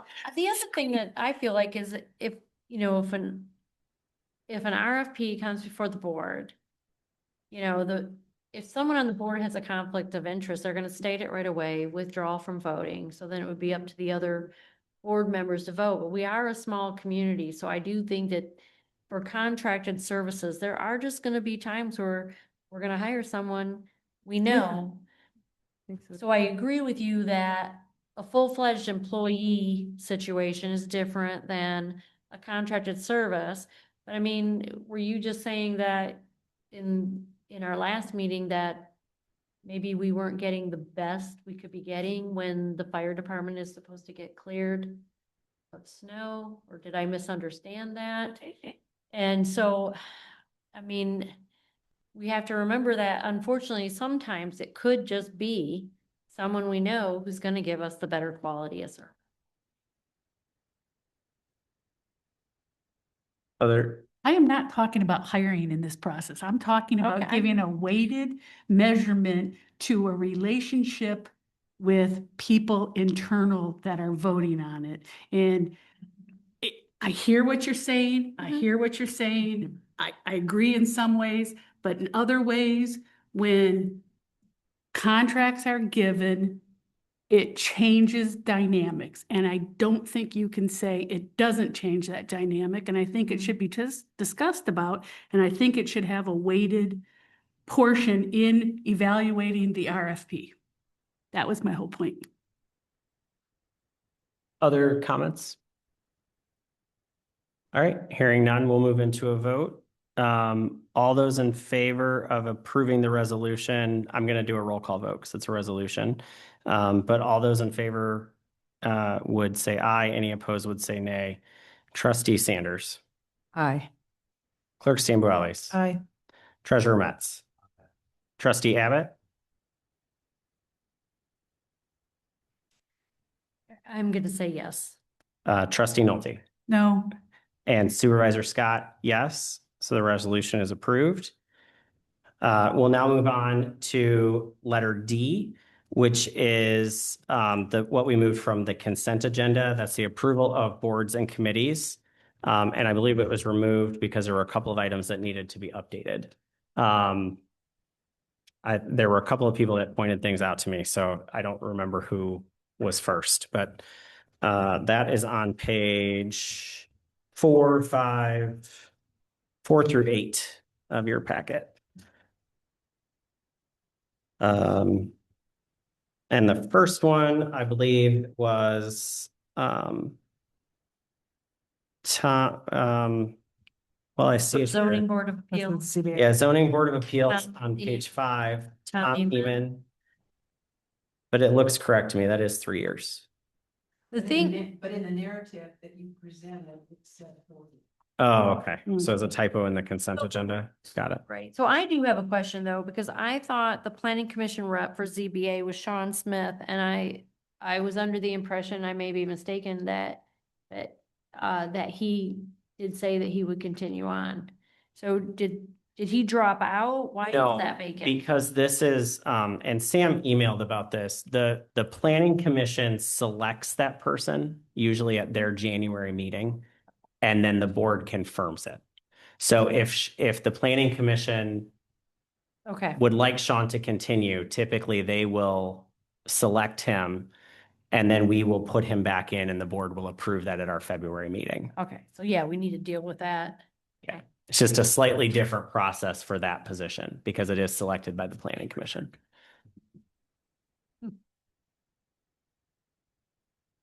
But I do believe that that's from everything I've heard, I believe that's the intent.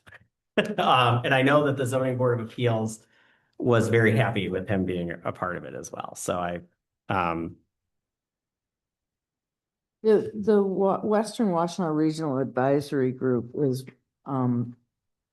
does not meet on the first Thursday of each month. It meets on the second Wednesday of each month. yeah, in the update, there's, Oh, did it was, yeah, it was a printout. And we Oh. updated that Oh, after you okay. called me. I am so like. That's okay. We have that one correct. Okay. Second Wednesday of each month. Is that right? Yes. At the wave offices? No, now it's, oh yeah, now it is at the Wave offices rather than in Chelsea, which I think is gonna be good for it because it felt like it was really about Chelsea. Okay. And then the other, and then the other thing that we needed to do was to remove the wave appointment at all. yeah, this crap. And the reason for that is because we actually found out we don't appoint the person to the wave. They invite. They invite them. So we had appointed Michelle But my understanding is that Wave never actually, Appointed her. voted. Never voted. invited her. Then when I went, then they did. Yeah. We're not on the board. Dexter Township has We no don't. representation on the wave board. So if, $20,000 from us and they don't let us have a representative on the board? We are one of the smaller. I just want to entities. point it out. yes. Michelle? No, it wasn't. Apparently that's, so I asked this question actually when we were appointing our last representative, because when we reached out, that was the process that I thought was outlined. And so when we first did this reappointment and our first term, I had asked that question and it sounds like we just don't select. So they would invite. You submit a bio, they review the bios, and then their board approves that person coming on. Yeah. But they're reaching out to other communities in a different capacity than Dexter Township, and we just are not on it right now. Yeah. Doesn't mean it won't change in the future, but right now we are not having any representation on it. And so that makes it different. So all of these are positions that are appointed essentially by the supervisor and approved by the board. And we don't have that authority with them, I guess is the easiest way to say it. Any other changes?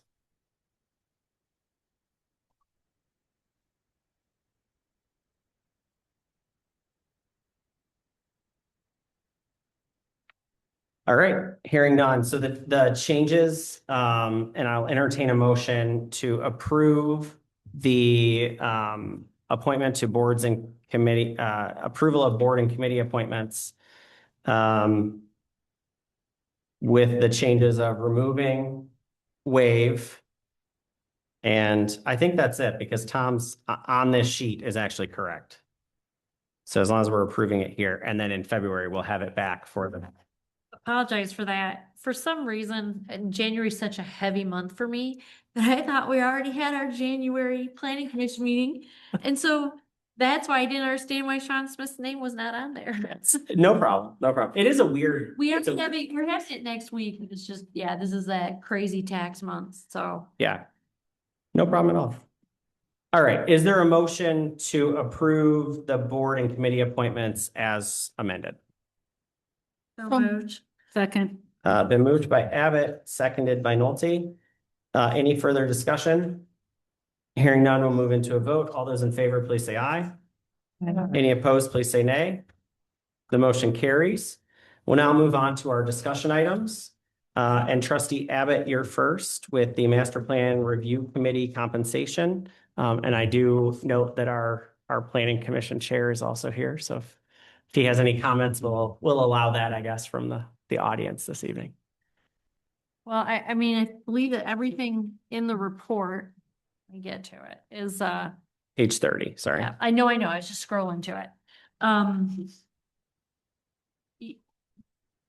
Were you all able to read that? Okay, I don't want to belabor the meeting by going over all of it. What we're asking from the Board of Trustees is compensation for the members of this committee, as well as an appointment of a recording secretary.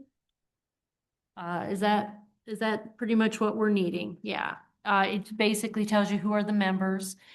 Shonda Hurd, myself, I'm the trustee rep. Shonda Hurd from the Planning Commission, along with Dan Barry from the Planning Commission, Mr. Spiegel as a township resident, and Linda Salbert.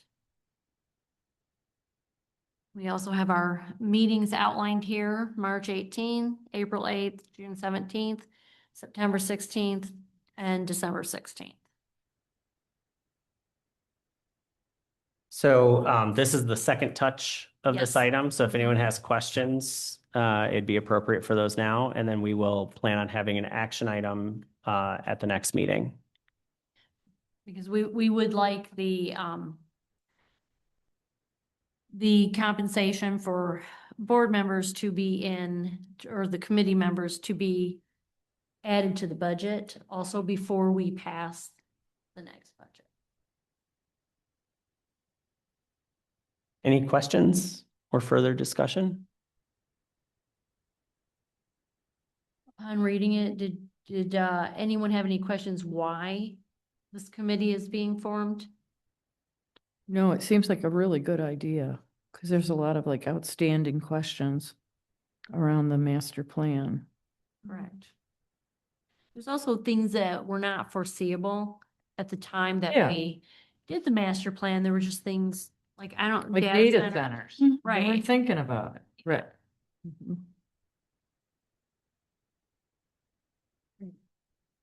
Anything else? I just want to say that I believe the creation of this committee is a very forward-thinking project that our planning commission chair, Steve Birch, came up with. And I really appreciate his forethought in, setting this up and getting us started. I agree. And I thank you to Steve for coming in and talking to me about it so that I knew in case I got questions. It's very helpful. Any other discussion? It seems to me that people should be compensated for that work. Well, we will happily hope you vote yes then. Mhm. It's an action item. We will have an action item at the next meeting. All right, next on the agenda is the township photo contest. I talked about this a while ago. Decided it would be better to start it as we looked at our next fiscal year. We are since the remodel is done, you will notice that we do have some space for photos. And the idea is that we would put out a call to township residents who have taken photos of Dexter Township and allow them to submit photos. We would select winners, and the prize would be that their photo would be enlarged and framed, hung here in the township for a year or so as a part of the contest. And then they would get the print as sort of the reward for that. So we would, and give them credit, obviously. How would they be submitting those digitally? We would like them submitted digitally is the idea. That's another reason that we've sort of waited. We've been doing the technology updates on the website. And I think that will give us a better portal for that. But I don't know if you all are in the Facebook groups, and there's specifically several photographers in the Northlake Facebook group, and some of the photos are just incredible. I mean, there's so much talent around the township. And I think it would be awesome to showcase their work here in the town hall where we have space. Not that I don't love the large maps and other things that we have on the walls, but I think we could have some really nice artwork. So my goal would be to bring it forward as an action item for approval so we could start it with the new budget. It would be not to exceed $500 for the year. Really? So for You could Frank. get frames for $500 for the year? I believe so. We were looking at Would sizes. we, so let's back up a minute. I have a question on that. So we wouldn't be taking it to someone and having it framed. We would just go to Michael's, buy a frame, put it in it. Yeah, we would put it on frame it. it. Okay, that's what okay, because that for $500. Are we doing all this size? Or are we doing any? I Yeah. think it would depend on the artwork. That's why it may vary. And who prints that? Would suggest upping that. We would budget. have them printed. Oh, we That's have 'em. because that's what they will get at the end. Like their prize is that they get the print of the photo. Okay. But everybody who submits their photo would be, No, we would select No, winners. it'd be a jury. oh. And that's what I'll bring. It's not fair that you get, your item gets juried. Yeah, Right. and I'll bring all the criteria and like the format and how it would, all of that would be when we talk as the. Okay, like who selects it? Yeah, Okay. or at least a proposal for that as I part of think the we should action up item. budget. You think it'd be more? Yeah. You're the art me too. expert, so Because Yeah, it- that's too little money. It's have really gotten Mats. expensive, and then you've got the matting. okay. Cause you don't want to do a bad job. I will work with trustee Nolte on the budget because she's our resident Stop it. art expert. Yeah, that's scary, huh? I don't know if you've seen all of her sculptures. Nice sculpture collection. Anyways, any other questions? Oh, are we doing outside art? Like, let's fire up a welder? Oh, this just got way more expensive. I I think. mean, think about it though. Yeah, I mean, well, somebody maybe could submit We have a great guy on North Sea that does all kinds of things. And a resident could make an endowment to the arts of Dexter Township. There you go.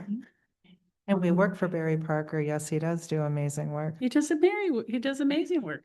All right. Any other questions about that? For right now, it's busy. But there could be a Yeah, artwork in the front. Yes, We well, almost went down a rabbit hole. yeah, well, it sounds like we may be expanding in year 2, but in year 1, I think we're Okay. starting. All right. Staff and Dexter Township Committee reports. Is there anyone who wants to highlight anything from their report? I know Fletcher's not here and Sam was here for the budget hearing but left. I think I highlighted the only thing I would have highlighted in my report in the budget hearing was around that I found the area where we were over and the mislabeled line. Anybody else? All right. The data and performance metrics, we had fire department activities as supplemental material. We have not yet received, I believe, the sheriff's department report. Once we get that, we'll send that out. And we are at our second call for public comment. All right, hearing none. Any other issues, comments, or concerns by board members or staff? Trustee Nolte, No. Trustee Abbott, Yeah. Treasurer Metz. No. Clerk Samuelis. None. Trustee Sanders. I just want to say that we had a really successful community conversation on Thursday evening on the public health effects of immigration and enforcement. And about 43 people were here. It was almost standing room only by the end. It was really, I was really pleased about how many people came, and there was a really robust conversation, I would say. So I was really happy to see that. And then we had good turnout for our trash conversation as well on Saturday morning. So I'm really happy to see people coming and getting interested and talking about things and getting to know each other. Oh, and Thursday night is another trash. Oh, Thursday night Thursday night is another. is another trash conversation. Okay. What time, Karen? Yeah, 6 o'clock, Thursday at 6. Thursday at 6. Okay. Great. Anything else? Nope. That's it. Janice, you have anything? And then I will just echo that. I drove by, it happened to be on the same night as our DAFTY meeting. And I drove by and saw the full parking lot and was really excited that community engagement is starting very strong. So thank you to Trustee Abbott, Trustee Nolte, Trustee Sanders. And I know that the plan is to get more board members involved as well in the future in different sessions. So thank you all for that. With no further business, I will adjourn the meeting at 8:33. At some point, I want to do a call.